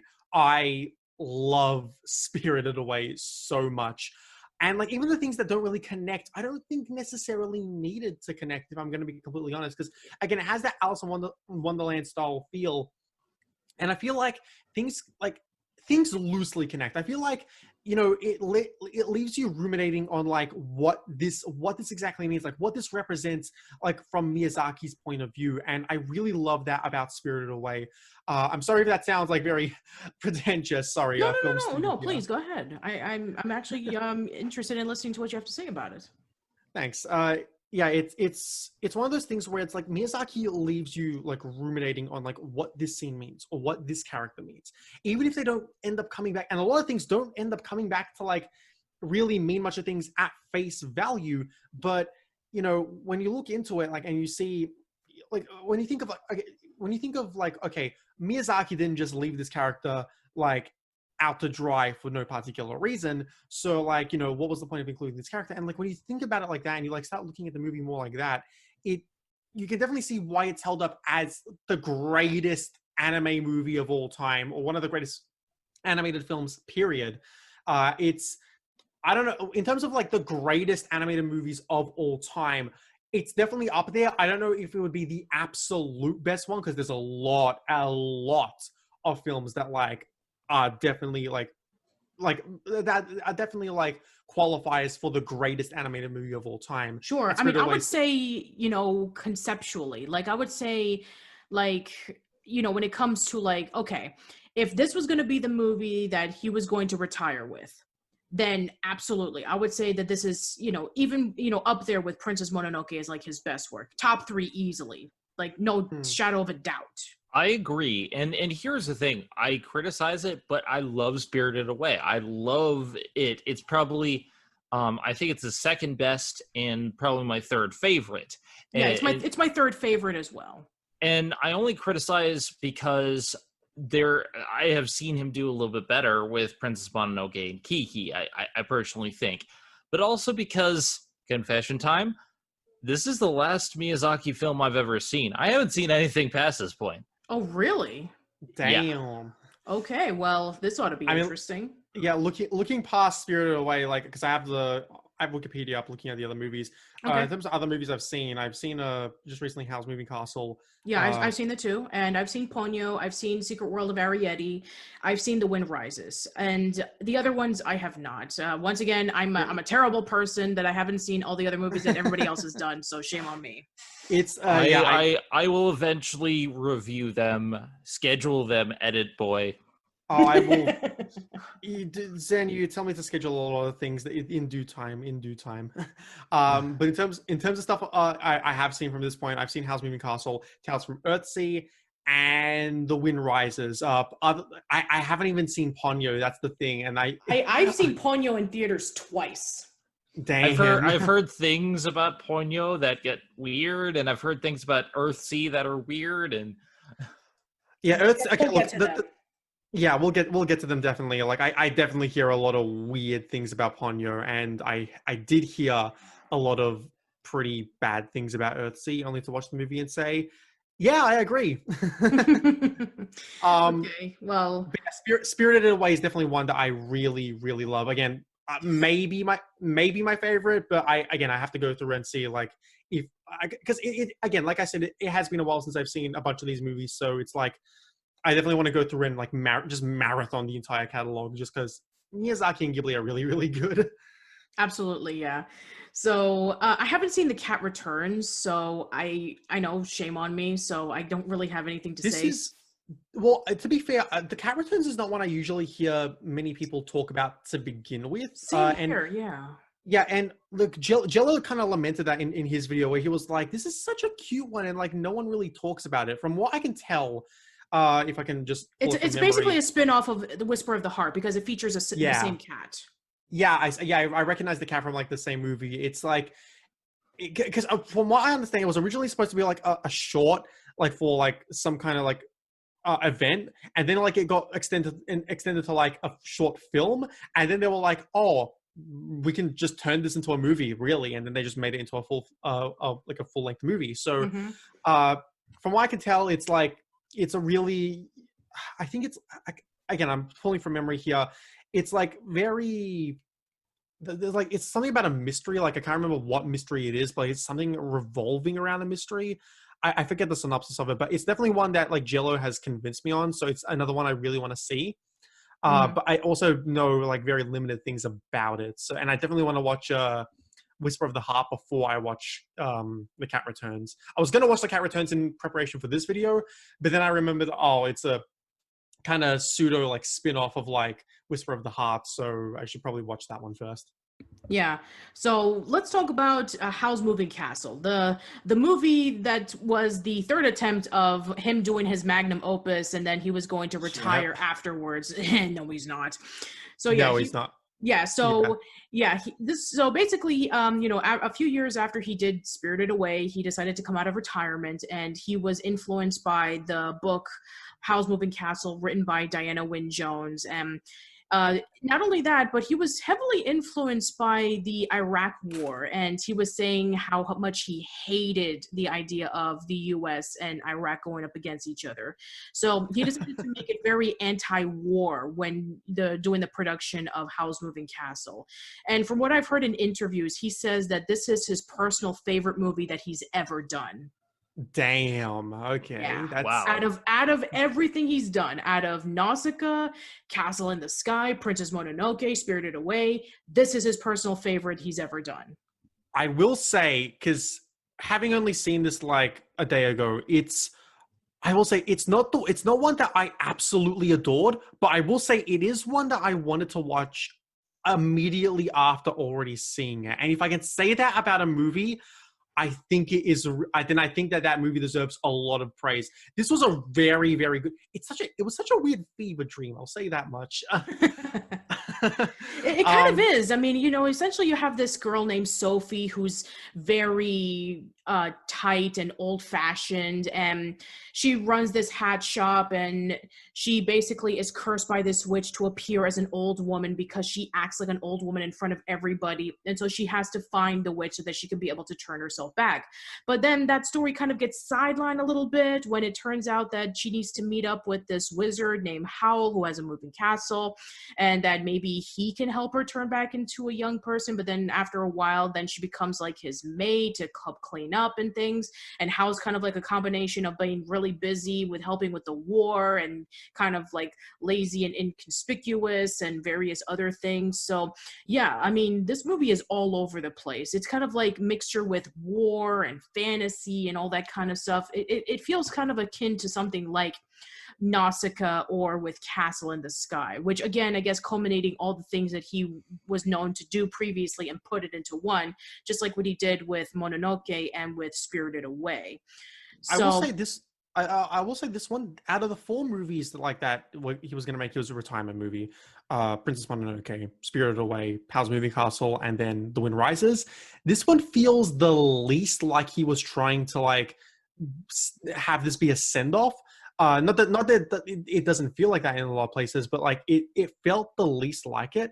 I will say one of my favorite parts about the movie was definitely Sophie. I loved Sophie. I thought she's probably now one of my favorite Ghibli protagonists. yeah, she's fantastic. I mean, like we all know this one person who acts way too old for their age, but yet at the same time she has such a loving heart and such a great personality. I think that she is one of the best of the the Studio Ghibli protagonists. And I also just got to give. I loved Billy Crystal in this movie because I watched the dub. Obviously, I Yeah. loved Billy Crystal in this movie. I really thought like out of all the, and they got some like pretty good like big names for this, like especially like Christian Bale, Billy Crystal. It's like, and I think Billy Crystal, I think of all the people in the dub, really, really like was just the best. It was just like the funniest. Well, Yeah, Billy that was Crystal is actually good in just about everything he's in. Yeah, that was a surprise for me. It's like I know that Billy Crystal, he did Mike Wazowski in Monsters Inc. And I can see him doing like all these comedic animated movies, but I get it. He's like the comic character in Howl's Moving Castle. He plays Calcifer, the little fire who constantly makes a whole bunch of jokes and stuff like that, which fits really well with his character. But yeah, like he's somebody that I would have never expected to be voicing in an anime. Like, Oh yeah, no, definitely, absolutely. Like I was when I found out Billy Crystal was in this movie, I was like, what? What Billy Crystal, like that? Okay, I'm down with that. I love Mike Wazowski, so If you think that's crazy, Debbie Reynolds is in Kiki's Delivery Service. no, I can see Debbie Reynolds because, she has done her fair share of voice acting. She was Charlotte in Charlotte's Web. She was Lulu Pickles and Rugrats. I mean, that's not too much of a surprise for me. But, Billy Crystal doesn't do a lot of voiceover work. And True. with anime, because Billy Crystal's known for being like a comedian. He's known for being like a stand-up, or he's known for for hosting the Oscars. So, this is something that I would have never expected. With Debbie Reynolds, I could kind of see, her doing Kiki's Delivery Service. I can see that. True. Anyway, but yeah, I really do enjoy this movie. Does it have problems that some people say it does? I mean, sure, but to be fair, I don't know how close it is to the book. Because I know that, various other adaptations that Miyazaki has done, such as with, Nausicaa and with various others. I mean, I know that there were manga. That's the thing. Like, it's a lot of it is illustration with story. But this is a British book. And not only that, but it's... from what I understand, that the woman Diana Jones, she said that she was really happy with the final results. If she gave approval to this, that's great. But maybe there were some things from the book that couldn't make it into the final film. I'm not sure. I guess that's one thing that we need to mention when it comes to story and Miyazaki, is that whenever Miyazaki does a film, there is no script, like none. He uses storyboards. That's how he's able to do his storytelling, is that he draws everything. And so you have the animators having to wait and wait and wait until the storyboards come in, and then they're like, okay, now we can finally work on this. So yeah, that's something that you can expect for, especially with Miyazaki, is that he never works with a script. It's all about drawings. Which is interesting. I never knew that, but it makes a lot of sense. But I mean, he's not the only one to do that, but it's an interesting method. Yeah, it's interesting. I mean, I know that, there are some people who utilize scripts, and I know some people who utilize storyboards, but somebody who doesn't write a single word on a script and then just heavily relies on just drawings and saying like, okay, this is what I want you to do. It's like, it's a long process. I'll just let you know that. As somebody who's practiced storyboarding in class, it's not easy, because first of all, I'm feeling that right now, because like I'm doing a diploma. I've been doing a diploma of screen and media. Last year was my first year. This is my advanced diploma, and we've had like certain classes where we have to like do storyboarding, and just storyboarding for a single scene is a pain in the ass. It's like you want to put as much information as much information as you can without overflowing the image, and like to make sure you get it just right. And it's hard enough for like a live action, for a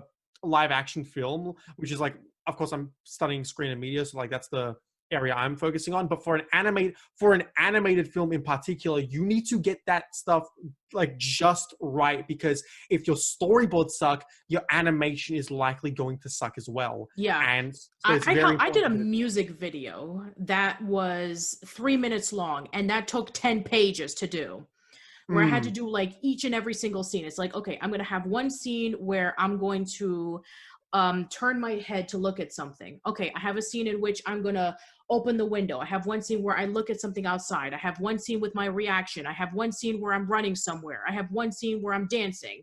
It's like, it goes on and on and on. And not only do I have to draw it, but I also have to put the camera angles. Okay, this is an establishing shot. This is a wide shot. This is a close-up shot. I'm panning left. I'm panning right. I'm zooming up. I'm zooming down. I'm saying this. Music cue is right here. Everything needs to be done in detail. And the fact that you have to draw it and then afterwards you have to animate it. If you're going to animate it, that means every single frame has to be done correctly. I mean, even more with details, because it's a stagnant drawing. Imagine having to put a flow into it. That is hard work. It's like, and it's to just demonstrate that, like, it's like doing my show. Yeah, like to just demonstrate that, like, look at something like, say, it's the biggest example I can think of, Steven Universe. Now, whatever you think of Steven Universe's quality as an actual show itself, the animation has been criticized heavily because it's wildly inconsistent. Like, characters go off proportion, and like, some people like to defend that as a stylistic thing, but if you look at the actual storyboards themselves, you can see that they are wildly inconsistent. And the one episode, I forget what episode it was. It was the episode with where Stevonnie was being Trained by Pearl. That episode was storyboarded by one of the people over from Trigger. So they got someone from Trigger to like storyboard the episode, and the animation and like proportions and everything of that episode looked fantastic. So it's one of those things where it's like with the rest of the show, it's clear that the storyboards weren't like a big priority, and so they put the bare minimum stuff into the storyboards, and as such, the animation often ends up looking inconsistent. It's very much a case of you need to focus on your story. Like the storyboards need to be, if you're doing something that's animated, you need to put like large amount of focus on your storyboards. Like I'm lucky because I'm doing live action, so I can get away with the excuse that like my drawing isn't very good. But when you're doing something that's animated, you need the the storyboards to be good because it is the basis for the animation. So yeah, exactly. So Speaking... I'm just gonna flat out and say this, that, you know, complain to Miyazaki all you want about like his story doesn't have a lot of structure or cohesion, but when it comes to like, you know, the way he does his stuff, he makes this stuff look easy because it's not. It is not. I'm surprised how well, because I think, because like even I and like a bunch of other people have been critical of storytellers who like think of tropes and like and head into something like as like from an animation perspective first and foremost, or like from an aesthetic or like trope point of view first, and then they worry about the script later. It's on the back burner. So the fact that Miyazaki like writes, not even writes, but like draws his stories first and foremost, and yet they're still heralded as some of the best movies of all time, that is talent if I've ever seen it. That is absolute talent. Speaking from my perspective, I definitely have to agree, especially because, I mean, I'm on the outset of my show, but I see the working parts, and we don't do animation, but we do puppets. And the way each thing has to be positioned and moved for specific things, and like overseeing that and having a vision, I have a script. I know exactly where I want things positioned, and when they aren't there, I sometimes say, hey, can you put this here? This might add stuff. And sometimes Phil is just like, no, I like it better this way. But yeah, because it's definitely like, because, and Zen brought this up to me, and I definitely agree. She's an ideas person. I'm someone who works better at actually writing stuff out, because like she like is the person like who will like bring up a lot of ideas to me, and I will say, oh yeah, that really works. That kind of doesn't work as much, and I will take the ideas and I will like work with the best. Like some stuff from Zen's videos aren't even from her; they're just from me going, wouldn't it be funny if I just put this in the video? Like and then I execute the sequence where you slapped me in the last video. Where you slapped me, because like there's a point where I interjected one of Zen's videos. It was like the Romance Dawn video. And my puppet just comes out of nowhere. I interject and I say something about the episode, and then we cut to like back like a green screen that I'm in front of, and like Zen's looking at me all pissed. I turn around, I'm just like, what? And then she just slaps me, and I'm like, ow. Yeah, so it's stuff like that where it's like it's hard to do, where it's like you don't like, how do I word this? The scripts are important, absolutely. And I will still come from the perspective that, you know, if your script sucks, then your story sucks. That's the kind of point of view that I take things from. But there are occasions where it's like looking at the finer details, like the animation or like the editing or just the other elements. They are what make your story in certain situations. And Miyazaki is definitely like he's definitely like a master in this craft. Yeah.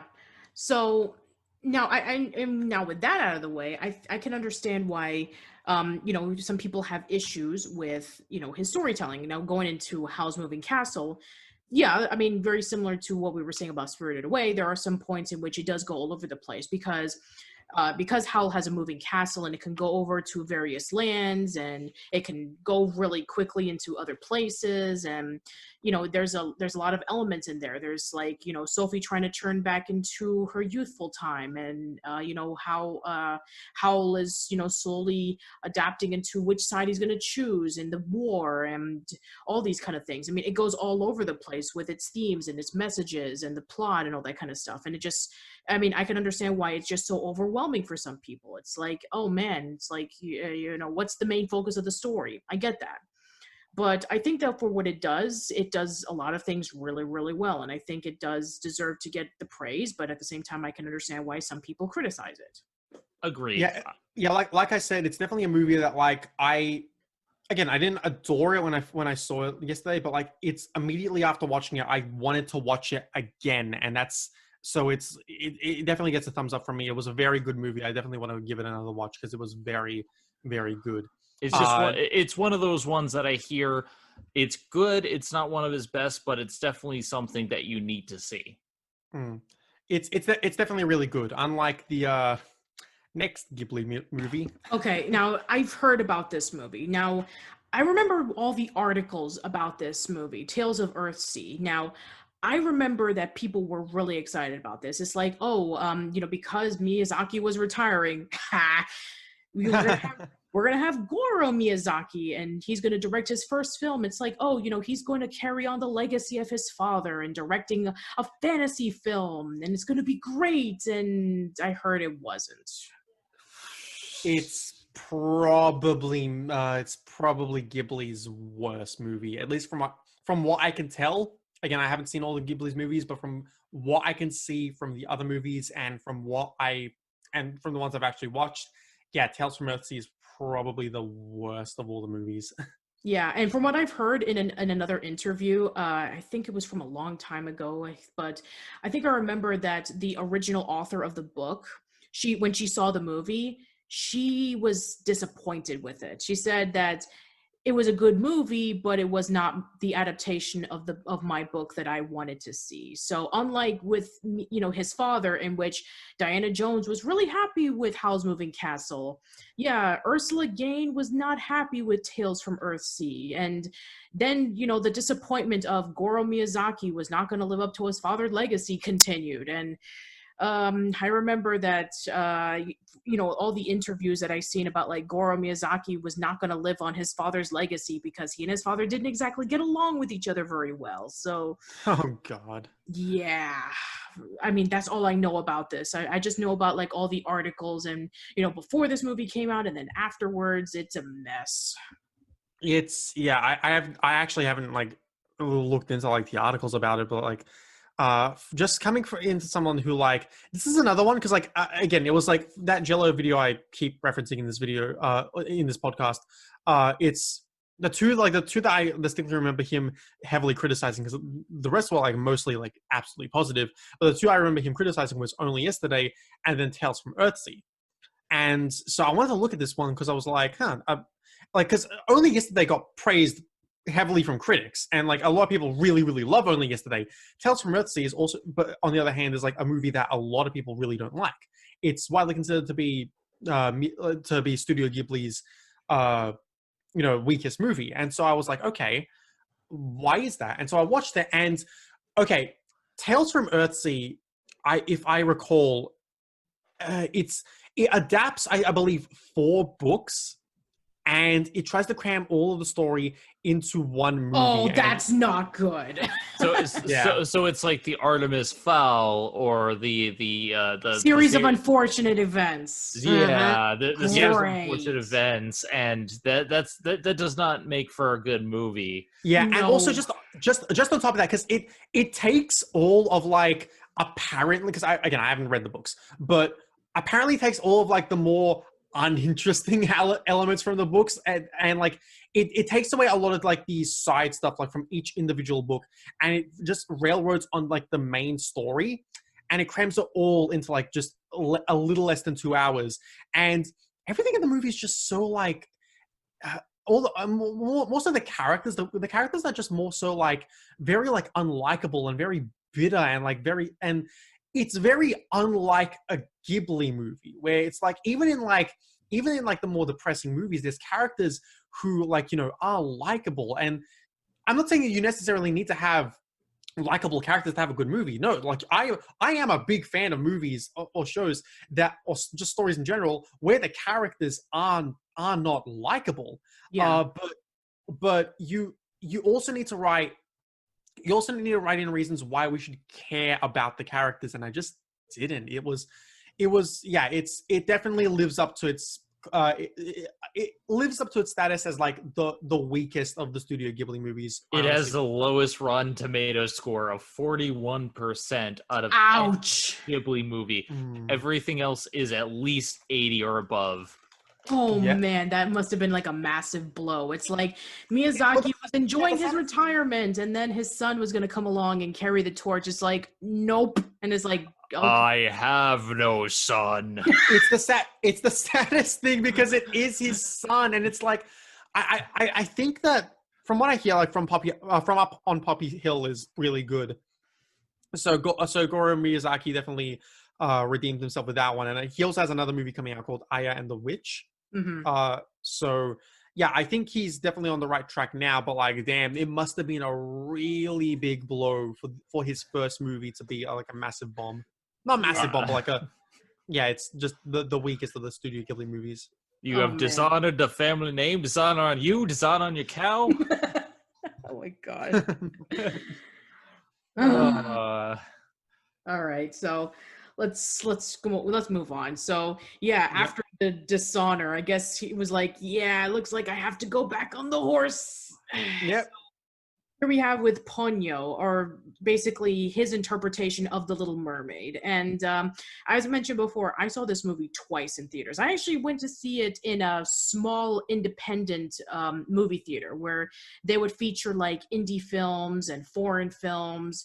And Ponyo was like there, and I saw it once with a friend, and then the other time I saw it with like a group of other people who had wanted to see like this movie. So they also gave us a complimentary poster, which was actually pretty cool.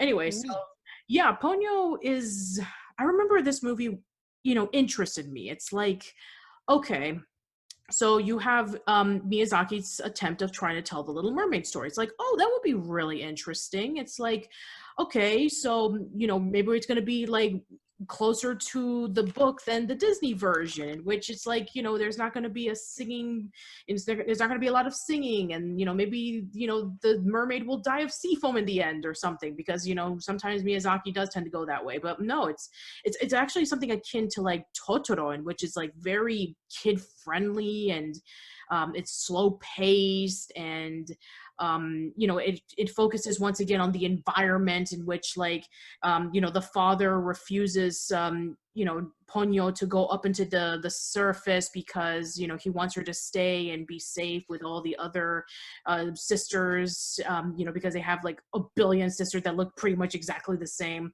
So yeah. Wait, so is it bad that I look at this movie from like face value, and I just don't think Little Mermaid? Like, I'm sure the plot of the movie actually like is like very connected to like that of the Little Mermaid, but like I look at the movie just from face value, and the last thing I think of, well, not the last thing I think of, but it's just I don't think Little Mermaid just looking at it. Okay, that is true. Like when you look at it at face value, it doesn't. But I guess story-wise, maybe, because Ponyo is this little girl who's from the ocean, and she sees a boy up in the surface named Sosuke, and she falls in love with him, and she wants to meet up with him, and she wants to experience what it's like up in the surface. So she gets washed over to sea, and then Sosuke picks her up with a bucket, and so he's trying to take care of her like a fish, even though that it's a fish with a human face, sure. And so then she starts licking his cut that he had, and then she starts turning more into like human. She starts eating ham, and she starts getting legs, and as time goes on, she turns into a human. And so she is interacting with this family, but then all of a sudden there's this huge storm that comes along, and then the whole Japanese island gets into a massive flood, and then Ponyo has to get back into the ocean so that things can get back to normal. And yeah, I mean, like, it's essentially like this like really complicated story. I mean, you have like Fujimoto, who was this scientist who lived up in the surface, but then he went underwater because he was just so fed up with humans polluting the ocean. And then he meets up with this just giant like mermaid. Like, she is huge, by the way. And then they had like all these children, and then like he tries to protect his daughters from, going up into the ocean because, being up on, the surface is dangerous because people are polluting and all that kind of stuff. But she wants to go back onto the surface because she loves Sosuke, even though it's kind of weird because Sosuke's 5 years old in this, as opposed to a prince where he's like an adult. And, it's kind of interesting. I mean, I can see the Little Mermaid similarities, but yeah, it's absolutely nothing like the Hans Christian Andersen book or the Disney version for that matter. From what I hear, it's weird. It is very weird. I've heard some weird things. I can tell that from like the little clips I've seen of Ponyo here and there. I don't know why, but like of all the Ghibli movies that I like know of, because I'm gonna be like stuff like, because movies like Arrietty or From Up on Poppy Hill, I know like very little about, like next to nothing about. But of the actual Disney movies, oh my god, I can't believe I said that. But of Ghibli movies, of all the Ghibli movies that I know about that I haven't seen, so talking about like Porco Rosso, Pompoko, Grave of the Fireflies, and Ponyo, like stuff, movies like that. Ponyo's probably the one I'm the least keen to see. Not that I'm not excited to like see what it's about, because I'm sure it's a very good movie. Just I've been interested in other Miyazaki and Ghibli movies over Ponyo, and I don't know why that is, if I'm being honest, because it looks cute as a button. I just don't know why. Yeah, I guess it's kind of like with Totoro, in which like it's very cute. Like, you have this really basic story about a girl who lives in the ocean, and she wants to interact with a boy who lives up in the surface. So yeah, it's like a really cute child version of The Little Mermaid almost. So that's very weird. Yeah, that is very weird. Anyway, so let's move on to the next one. So Secret World of Arrietty. Now, I actually saw this movie in theaters, and I was like one of 8 people in the theater. Well, also known as the borrowers. Yeah, it is basically the borrowers. So yeah, it's not, I mean, even though that Miyazaki wrote the screenplay, it was actually directed by Hiromasa Yonibayashi. And now here's the thing, like I can tell that Miyazaki wrote the screenplay for this because it does have very similar elements to it, but it's completely different. Like it is very akin to something that you would see in a Ghibli film, in which it's very, very slow paced. It's very depressing at points. It's very whimsical and magical at points as well. So yeah, so it's essentially the borrowers. You have, a boy named Sho who's living in his grandmother's home because he's sick with this illness and he's dying. And so he sees like these rustling and these movements going on, and he's wondering why. And then he just so happens to see Arrietty, which is the name of the character who's the borrower, going through, at night, where she's collecting things so that she can be able to bring it back home with her parents, and so they can be able to like fix things, and they can be able to survive. I'm also slapping myself because I said Arrietty earlier. It's Arrietty. I'm like, damn me. It's all right. Don't worry about it. But yeah, you're just Australian. It's okay. Yeah, so here's the thing. Like, I remember that I was sitting in this movie. I was sitting in the theater, and I was like, I remember like there was this little boy who was right in front of me. And here's the thing, like, because there was only 8 of us, there was like myself and a family of kids. I thought that they were going to be bored with this movie. And there were some points in which they were, but I remember the scene in which when Arrietty and her father were first sneaking into the kitchen to grab some things. And then when they finally reach over to the kitchen and seen just how massive the kitchen looked and, how small they were. And I remember the kid was just saying, "Whoa, that's huge." I just remember that, that moment right there where it was just like seeing it from that perspective. It's like a little person seeing everyday simple things as something gigantic, like an adventure. And, this movie does have the classic, slow-paced, atmospheric, moments in which that Arrietty and her family are trying to like prevent anybody from seeing them so that they can be able to get the things that they need. And then it starts going like really depressingly, in which when Sho talks about how he's dying and that he's really sick and that he has no hope in the world, and that Arrietty is trying to like give him hope and stuff like that, and at the same time that she's trying to find people who are similar to herself. And then there's a moment in which they do find somebody who's kind of like a native almost. He doesn't really speak the native tongue or English or Japanese or whatever, but yeah, eventually they're discovered and then they need to hide somewhere. So they go off into a little rowboat that they made, and then they grab all their things and they row off. And it just kind of like ends right there. I mean, like, here's the thing, like for people who have never seen the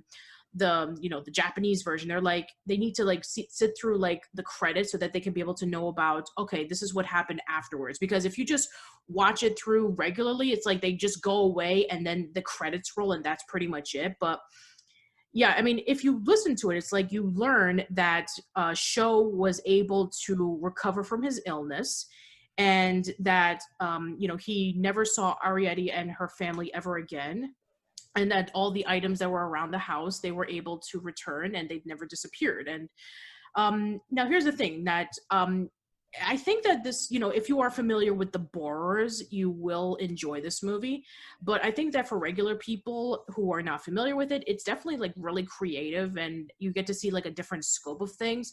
It kind of almost reminds me a little bit of The Secret Garden, in which you have Sarah and Colin, in which like Colin is this sick kid and Sarah's trying to trying to interact with people because her parents died in a fire in India, and she has to live with a strange uncle in this huge mansion in England. And so it kind of sort of reminds me of that, but not really. But I wouldn't say it's one of Ghibli's best films, but I did enjoy it okay.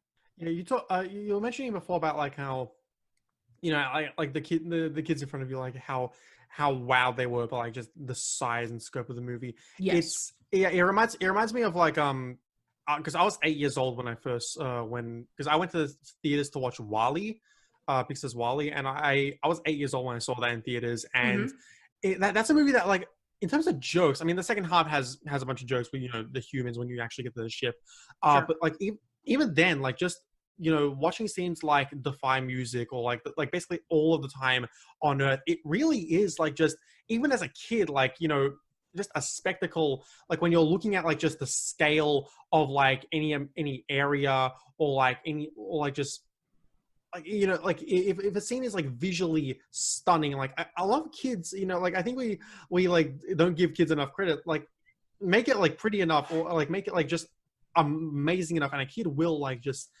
absolutely like be in awe with that. And I think if Variety like taps into that like with some of its scenes, and also like the plot seems something like that, like something that would actually be like up my alley. So yeah, it's definitely a film I gotta check out. I know very little of it, but yeah, from what you've described, it definitely sounds like a really good film. Yeah, I mean, I like The Borrowers, and when I heard of it, I'm like, oh yeah, it's The Borrowers, so I'll probably like it. It's one of those, like, a lot of these films at this time, like, I hadn't seen The Cat Returns, Howl's Moving Castle, but I knew of them. But when Ponyo and Arrietty and Tales of Earthsea, like, I decided not to see them simply because they felt unlike Ghibli films to me. Sure. And, here's the thing, like, I can understand, with Ponyo, it's like, this is essentially, Miyazaki trying to, rescue the company from its biggest failure. So he decided to go back to basics. And with Arrietty, it's like, going in a different direction, like they always do, because, different, directors and writers and all that kind of stuff, even though the Miyazaki was one of the screen, writers. So, again, it's like, because we're not really familiar with all the other films that was not done by Miyazaki, it's like, yeah, they tend to deviate from what we know in a Miyazaki film. But Arrietty, if you're familiar with The Borrowers, it's actually a really nice movie to watch, but it's definitely not one of the best Studio Ghibli films. Anyway, so I've mentioned this before that I haven't seen From Up on Poppy Hill or any of the other ones, but I guess we'll have to talk about The Wind Rises since that's the last one that either of us have seen, because I haven't seen Tale of Princess Kaguya, even though that was Takahata's last film right before he passed away, and I haven't seen When Marnie Was There. So I've heard really good things about those two, especially Marnie, although Princess Kaguya has 100% on Rotten Tomatoes as well. mhm. And Yeah, it's a people pretty. really love it. It's a pretty movie. It's a very, very pretty movie. Okay. So yeah, I mean, haven't seen Princess Kaguya myself. The Wind Rises, like in terms of all the movies, is the last one I've seen in full. I've seen parts of When Marnie Was There, but I don't think it's fair for me to like judge it as a whole because I haven't seen the entire film. And How Do You Live is not out yet. no, it won't be out for Yeah. a while. 2023, it's saying right here. Maybe. Maybe, yeah. Yeah, and I don't think Aya and the Witch is out either. I mean, Nah, at least, it's not. It at least doesn't have like a Wikipedia page from what I can see. yeah, and I don't see a release date either. So, yeah, so I guess The Wind Rises. This was supposed to be Miyazaki's last film. Like this was going to be the movie that he was going to end things off. And at first, we were like, okay, yeah, sure. You know, we've heard this before, but for a while, I mean, it was, he was telling the truth. It's like, we hadn't heard from him in years. It's like, I guess maybe he has reached that age in which like, okay, I guess, this is going to be his final film. And a lot of people were taking this very seriously. I mean, they were he officially confirmed this to be his very, very last film. Like he was going to do nothing else because he was, reaching very, he was already way past retirement. I mean, he was already in his late 70s. He's like, okay, this is going to be my last film and I'm going to just end it right there. And so, now here's the thing. Now, out of the 4 movies that we talked about previously, where he was saying like, okay, I'm going to be done with this. So we had, Mononoke, Spirited Away, Howl's Moving Castle, and Ponyo. Now, The Wind Rises, I remember that a lot of people did like it, but they felt it wasn't satisfying enough to be, the swan song of Miyazaki. And I guess I can understand why. It's like, because Miyazaki hasn't done a film that was based off of a true story. I mean, we know Takahata has with Grave of the Fireflies, but this is something completely different from what Miyazaki would do. So it's sort of based off of the true story of Jiro Horikoshi, the guy who invented the plane that would later on be used in World War II. That wasn't its original intent. But yeah, I mean, like, I guess people were kind of like overhyping this. It's like, this is going to be his final film. And then all of a sudden it's like, oh, this isn't exactly how I thought it would end, which I guess it's a shame really, because there's some really good things about this movie. Then again, it isn't the end. There is one more film. Of course not. I mean, of course not. I mean, like, Yeah. you guys, I mean, like, why were you surprised that he was saying, like, nope, I'm not going to retire. I have one more film. It's like, at this point, it's like Kojima, in which he was saying, like, this is going to be my last Metal Gear game. It's like, yeah, You've sure. been saying that since 2.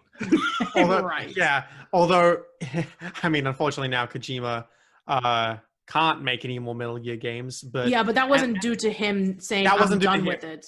That wasn't due to him. Yeah, it was due to Konami saying, "Okay, you've gone way over budget. We cannot deal with you anymore." Mm-hmm. It's also with Miyazaki. Look, maybe this is being like, I don't know. Maybe this is being like too naive. But considering Miyazaki, like he's getting there in age, and like I honestly think that it may be How Do You Live may be his last film, and maybe that's naive of me to say. It probably is, but I don't know. It's seeming like it because like let's put it like this: between The Wind Rises, let's say for argument's sake that How Do You Live does come out in 2023. Between The Wind Rises and How Do You Live, that would be 10 years. So my God. Yeah, my God, and it's like. By then, Miyazaki would be like, because right now he's like what? He's 79. 79. Okay, so by then he would be 82. He'd be 82. Yeah. Yeah. So by the time, from that point, like, if How Do You Live is going to be like his final movie, and it usually takes like a good amount of years for Miyazaki to decide, oh, it's not going to be my final movie. I have one more in me. I don't know. I think this time may be his last movie, but like, and I mean, honestly, I don't know. I mean, if you heard recently about the guy who worked on that on Mad Magazine or one of the animation magazines, it's like the guy retired at 99. damn, damn, Yeah. damn, damn. So There are some voice actresses in Japan who are they're up there in years. yeah, Goku's voice actress, my god. yeah, Masako Nozawa. She is in her 70s and she still voices Goku. Damn, hold on. How I old mean, is even with Mayumi? like June Foray, I mean, she was like almost 100 and she was still voice acting. Sometimes I'm even surprised by like Mayumi Tanaka, the voice of Luffy, like who she like. Sometimes I'm surprised. It's like, oh, she's 65 and she's still voicing Luffy. Like she does a really good job. And then I look over and I'm like, that's not even the half of it. God damn, Japan. Right. Yeah. Oh man. Anyway, but yeah, so The Wind Rises. Now, it's not as depressing as say Grave of the Fireflies. I'll just let you know that. But I mean, but here's the thing, it's depressing in a different way. Whereas unlike you have a kid and his sister who are starving and going around from place to place so that they can be able to survive World War II, you have the story of a guy who had a dream about he wanted to create a plane that can be able to do great things. And here's the thing, I'm sure that we've all had dreams about something. Like, we've all had dreams about doing this or doing that, and then it turns out to be done something completely different that you didn't expect. Like, he had the dream of being able to, do this plane, but the plane was used for World War II, and then the movie ends with Japan losing to World War II. And, the fact that,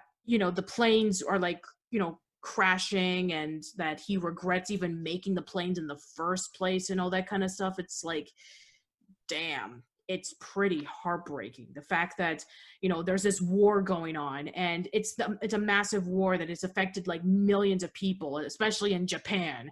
And so the fact that, his stuff is being used to kill people, it's just, and he's not a bad guy. He's a good guy.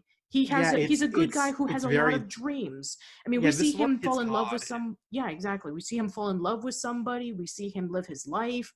We see him have all these dreams about flight and clouds and happiness, but no, I mean, it doesn't happen that way. Instead, the first half is all about, him dreaming about becoming a pilot and him, flying planes. And then all of a sudden it's like, oh, World War II is coming along and people are getting sick and people are dying and all that kind of stuff. And then it just ends on such a depressing note. Yeah, it's definitely a movie like it's very, very good.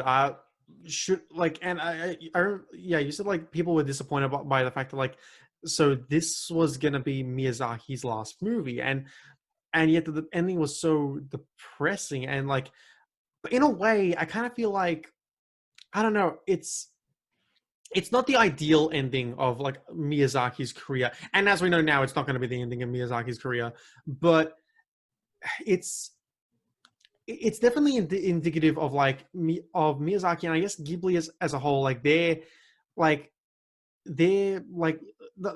what am I trying to say? I don't know where I'm going with this. It's definitely indicative of like the fact that they focus more on themes. Like, yeah, they could have ended something like ended sorry, stutter. Like Miyazaki could have ended his career on like a big spectacular note, like just go absolutely all out, like something like say Princess Mononoke or Spirited Away. But for this movie, he's like, okay, this is gonna be my last movie, and he ends up making like a movie based on a true story about this guy who made like the airships, like that were piloted in World War II, and it ends on a depressing note, but in a way, because Miyazaki's always been someone who heavily like puts himself like in his themes, and like along with Isao Takahata as well, but like, and Takahata doesn't more so, but Miyazaki also likes to like put his hand into like the themes of his movie, and like having like his last movie be like basically just completely like theme driven, and like what the end result means for the main character.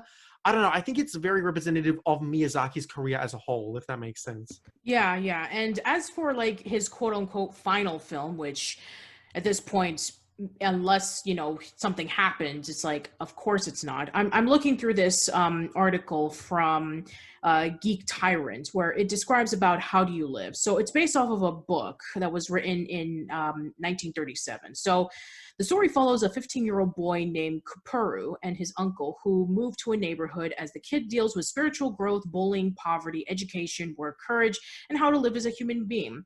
When talking about why Miyazaki came out of retirement for this film, producer Toshio Suzuki said that it was for his grandson. He said, Miyazaki is making the new film for his grandson. It's his way of saying Grandpa is moving on to the next world, but he's leaving behind this film. Wow. Okay, Damn. then. Wow. So maybe this is going to be his last film. Honestly, if this is his last film, damn, what a way to go. It's like, okay, so this is my last film in the sense that, like, I'm leaving this behind for, like... For you. For my grandson. Like, damn, God. Yeah. So if the coronavirus, ceases to, it ceases to go away with, hopefully a vaccine, or maybe it'll dissipate. I don't know. But at this point, it's not going away anytime soon. But yeah, in the meanwhile, 2023 does seem to be like the year that we might get the movie, because a lot of things are being delayed. I mean, most movies are being delayed. The Tokyo Olympics might not even happen. The Oscars are being delayed for at least another 2 months when it comes out in March of 2021. So yeah, if this is, like, I know that we were like joking around saying like, oh, this is going to be his last film, but unless, he has the strength to make another film, I mean, with this description right here, this might be his last film, because with the way he was saying, it's like, I'm leaving this behind for my grandson. It's like, wow. Okay, then. So again, we haven't seen all the other Studio Ghibli films. We have not seen When Marnie Is There, and all the other films such as Eye of the Witch has not come out yet. So we're just going to have to leave it off right here. So final thoughts about Studio Ghibli. Ghibli is my childhood, and it represents the childhood wonder, but it also represents the deepness that you can put in children's films and in animated media. And seeing this as a kid made me into a fan of animation, not just of Japanese, but American animation. And I think it's important that these films didn't talk down to us. There are some really great ideas and stuff presented in the stuff that I've seen. And yeah, I need to see more. Part of it is I didn't realize half the films were a thing. But it is a very big part of my life, and I think that, with films like Princess Mononoke, Spirited Away, Kiki's Delivery Service, these films are with us from childhood to adulthood. They grow with us, and you can see them with both lenses. And that's the thing that I love, when films can be viewed as both an adult and a child, and you can still get different things from them. And they grow with you as you grow up. Miyazaki has produced some really great stuff. I need to watch more. Okay, how about you, Philip? Just want to say very quickly before I go into my final thoughts. Kiki is actually a lolly snack in Macedonia. Just a little bit of just a little bit of fun detail from a half Macedonian. Okay, well, thank you for letting us know. Lolly as in lollipop. Right? Not lollipop. It's like sweet. Lollies for, like, we call sweets lollies in Australia. So okay. Yeah. But actually, I just remembered, before you give your final thoughts about Studio Ghibli, why don't you mention about the whole anime was a mistake thing? Oh, yes. I was actually going to bring that up. It was okay. So the whole anime was a mistake thing. A lot of people like to look at that, and when we're not joking about the whole like thing, like I saw this one meme where it was like, anime was a mistake, except JoJo was pretty good. But yeah, so like when we're not joking about the mere phrase itself, people like to just hand wave it with, oh, Miyazaki's old, so whatever. It's Miyazaki's old, so of course he's gonna react to like the modern anime industry like that.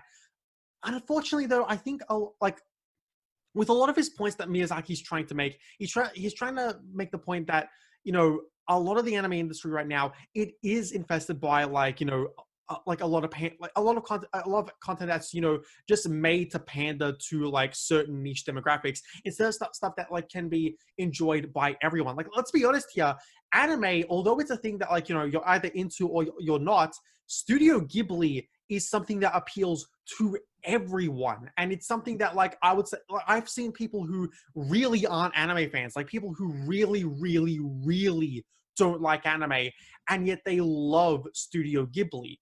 And it's one of those things where it's like when one of the key top guys in the company, like the one who everyone knows, says these criticisms about anime, I can't really just hand wave it as, oh, he's old.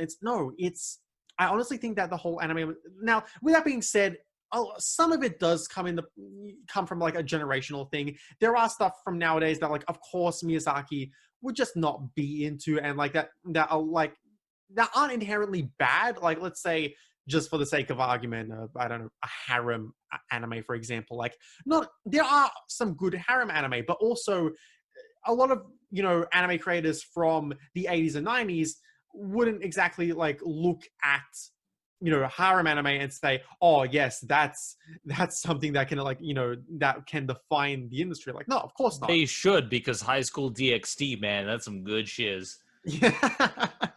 But yeah, so it's like the point I'm trying to say is like, whereas yes, a lot of it can be a generational thing, and like there's a lot of, and it's not to say that the anime industry nowadays is bad. Of course it's not bad. Like, the anime industry even nowadays keeps spawning hit after hit after hit, but unlike Once Upon a Time, there is also a lot more what's the anime equivalent of shovelware, because it's that's kind of like where I'm like leaning towards, because like there's a lot of disposable isekai shows, harem shows, like just name a genre in anime, and like there's a lot of disposable stuff from those genres. Like rom-com's another one, and it come to the point where it's like when we have a really good show, like anime show or a movie nowadays, we hold onto it because like there's also you can also just look at like My Anime List or whatever other anime site you use, and there's a lot of stuff that is used to just pander to a niche and isn't really thinking about everyone's taste. And like, that's not to say that you always need to like focus on everyone's taste, like absolutely not, but it feels like anime nowadays is like more like focused on appealing to a niche as opposed to appealing to like a wider demographic. And a lot of people say, well, appealing to a wider demographic, it's harder to do. Yes, but Ghibli's one of the Ghibli is the most recognizable anime thing arguably ever. So yeah, it's one of those things where it's like the anime industry is still very good nowadays, but I can also see where Miyazaki is coming from when he criticizes the anime industry nowadays, and it's one of those things that I don't think necessarily should be hand-waved, if that makes sense. Yeah, I definitely agree. There is definitely stuff that I think we need more stuff like Mamoru Hosoda or in Studio Absolutely. Ghibli, stuff that is wider acceptable. And I do like some niche stuff, like one of my favorite anime, The Devil is a Part-Timer. It's very niche, but we do need to have both sides. We need to have both. Why not both? Yeah, and it's why we're not. It's the fact that we're not seeing both as often. That's kind of like the thing, because it's like Mamoru Hosoda. What's the Your Name director? Something Shinkai. Makoto Shinkai. Makoto Shinkai. Yeah, I'm gonna get shit for that, but like it's directors like that really like it's stuff like that I want to see more of, because like those are like, because Mamoru Hosoda's films, Wolf Children is like my favorite anime film of all time, period. I love Wolf Children, and that's something that it's like, when I think of Wolf Children, I don't think anime film, I just think film. It's not something that just needs to stick to anime. It can also like apply to like both, or not just anime films, but also can apply to anime shows and also manga, like One Piece. I don't necessarily like, maybe this is different for other people, granted, but like when I think of something like One Piece, like anime isn't even like the first thing that comes to mind. And it's kind of like Avatar: The Last Airbender. I don't think animation, I just think show. Yeah, so I definitely think we need like a variety of both. I think like appealing to a niche isn't necessarily a bad thing, but when you do it so constantly, it creates, a lot of disposable, I'm just gonna say, a lot of disposable crap nowadays, and like there's a reason why a lot of people like crap a lot on the isekai genre. Not even because the isekai genre is necessarily bad. It's just that there's a lot of bad shows and light novels that spawn from it because everyone's trying to jump on it, and all of them just try to appeal to a niche, and like a niche that isn't very diverse, and it's not. Yeah, it's one of those things where it's like I think we need a mix of both. But just giving my thoughts on actually, did either of you have anything you wanted to add to that? I already said my piece. Yeah, and I'll state my stuff later, so go for it. All right. But yeah, Studio Ghibli's I love Studio Ghibli with it's I think from the stuff I've seen from Studio Ghibli, their stuff is basically peak anime. I know I just said like, when I think Studio Ghibli, I don't necessarily think anime, but in a way that's also why I think they're kind of like some of the best content in Japan, like some of the best animated content in Japan, because they do appeal to so many people and are so imaginative and are so great. I really, really, really want to see every single movie from their catalog. They're all on Netflix now, so I'm planning, like, when I have the time, like maybe in about like a month or so, actually, I may just sit down and like watch every single Studio Ghibli movie because I really, really want to, especially after this podcast. But yeah, Studio Ghibli are really amazing. Like Spirited Away, Princess Mononoke, Kiki's Delivery Service, Howl's Moving Castle. They're all fantastic, and yeah, I love them. Love them. Go see him. Go see him now. Yeah, go see him. So yeah, final thoughts for me personally. One of the things that I really do appreciate about these films is that they don't hold back with like, okay, we're gonna generate towards kids. It's like, now here's the thing. I remember listening to the Animated Anarchy podcast when Sausage Party's script was leaked, and I remember they were talking about how, for America, for general consensus, it's like, oh, we need to appeal animation to two different types, for children and for adults. If you want to make it for children, you have to make it loud and colorful and annoying and all that kind of stuff. But for adults, it has to be filled with swear words and poop jokes and all that kind of stuff. But here's the thing, like various countries don't utilize that. I mean, it's like, there's no, this is for kids, this is for adults. No. For Japan, for Europe, and for a lot of other countries, it's like, no, all this stuff is for everyone. And Ghibli is one of the best examples on that, in which like they're able to craft some amazing animation. They're able to create great stories. They're able to do amazing themes that you could not do in America. Like I like to see a kids movie about kids, going over through the Iraq war. Like, I like to see that happen, which I know is not.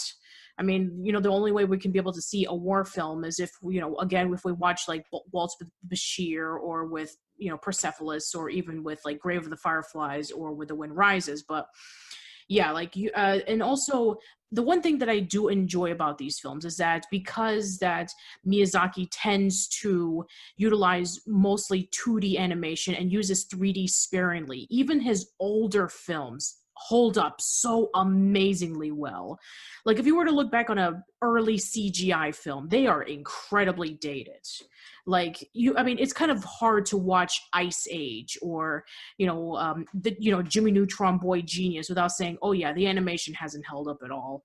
But or even stuff like the first Toy Story, like even the first Toy Story, like when you look at the human characters are mainly the only ones you really see are like Sid and Andy, but like you look at Andy in the first Toy Story and you just go like, oh my even God. Good stuff like Reboot is like, it's hard. Yeah, it's very hard.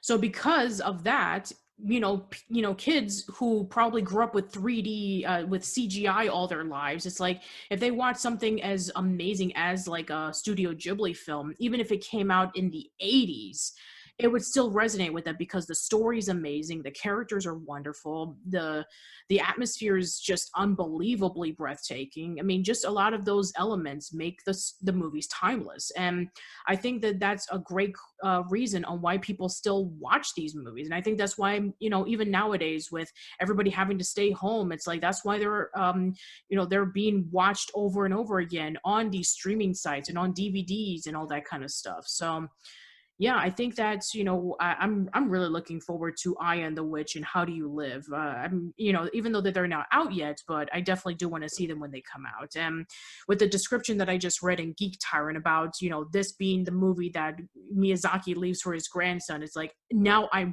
really want to go see this movie, because if this is going to be his last film, this is going to be a swan song, then I'm looking forward to it. I hope that I have you guys back so we can be able to discuss about both of the films when they come out. Agreed. Oh, absolutely. Yeah, absolutely. I'd really like to talk about it. I also really want to see that one in theaters, because again, like when Wind Rises came out in like theaters in like English speaking countries, it's like that was still around the time where I was still like getting into like anime as a medium, because like as a kid I watched my fair share of anime, but the thing is I also didn't know what anime was. It wasn't until like the very start of my teen years where I was like, oh, okay, so this is anime. And that's where I really start to like get into stuff like Soul Eater, Studio Ghibli, and Gimme Shield You Want, but Sword Art Online. Mm-hmm. But yeah, so it's it's definitely like it's definitely one of those things that I want to see in theaters, because like especially if it's going to be like something he wants to leave behind for like his grandson. It's like it's something I definitely want to experience on the big screen, because it should be special. Ghibli's just great. Ghibli is just really, really great. And I think what part of it is like, like 2D animation is brilliant. And I think the work and effort that goes into 2D animation is astounding. But I think a lot of people try to bring back traditional 2D animation without really like, their goal is to just bring back 2D animation without really focusing on the story. And I think one of the reasons why Ghibli films work so well is because they have the creative minds of, Miyazaki and Isao Takahata. Like they just have such creative minds behind them. And it's because of those facts that like, that's why it's not, the 2D animation is brilliant, yes, but it wouldn't be as good if it didn't have the imagination of Miyazaki going behind it. And that's why I really love Ghibli movies. And with all of that being said, I would like to see more movies on the screen. Obviously, things have been kind of hard for me to watch movies in the past few years, but if you can watch them in the theater, things tend to be better on the big screen if you can. But yeah, go watch some Ghibli. Yeah, absolutely. All right. Well, Filip, Zenith, thank you so much for coming on by. Oh, no problem. No, absolutely. Thanks for asking me on. It was honest when you asked, when Zen like told me about it, I was honestly like kind of taken aback. I was like, oh, what? I got invited for a podcast? Oh, neat. Yeah. So Well, thank you for having us on. Absolutely. So yeah, why don't you guys plug and promote your stuff? Well, I am Zenith Warrior Princess. You can check me out at youtube.com/c/Zenith Warrior Princess. I do a bunch of stuff. Look for the Bun Squad. We have a storyline. We're now on going on the 12th episode of the Bun Squad right now, where it's just a bunch of stuff that we're reviewing, and we do a bunch of other stuff. You can check me out at Zenith Rule on Twitter, and this is my editor, Phil. Yeah, it's so you can find me also on YouTube, youtube.com/Filip Kanzurovski. If the title of like your channel is like still at the end of like the URL, but so I have my YouTube channel as well. I usually my main stuff that I talk about on my YouTube channel is like I say editorial videos, but they're more like think piece videos where I talk about just generally everything. Like I talk about wrestling, I talk about anime, I talk about movies, I talk about comics. I just talk about general stuff. Like I made a video not too long ago, the most recent one of my series.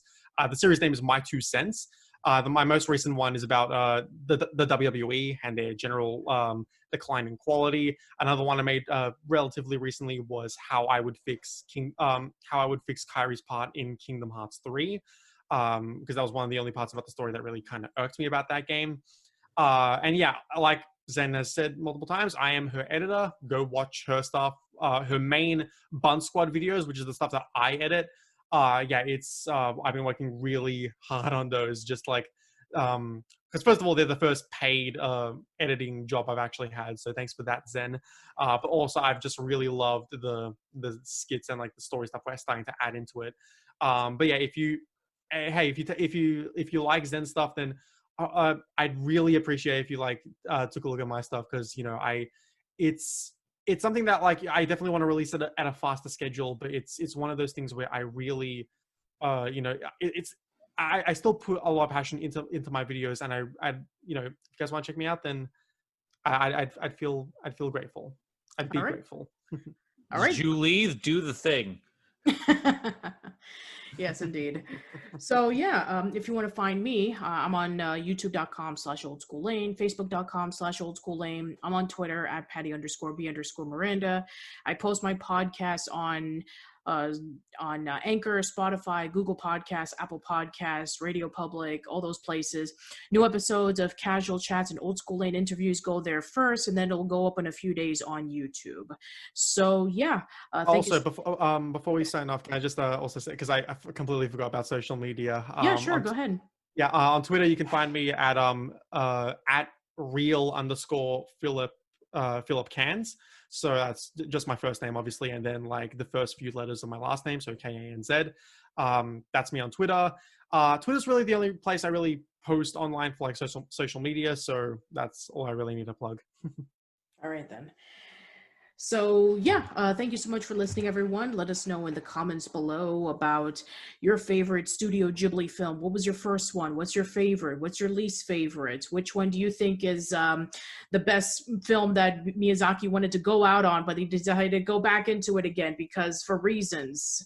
Are you looking forward to I Am the Witch and How Do You Live? Do you think that How Do You Live will be his Miyazaki's swan song, or do you think he's just kidding and saying, okay, I have another movie up in my sleeve? So yeah, that's it. Hope to see you around soon. Take care.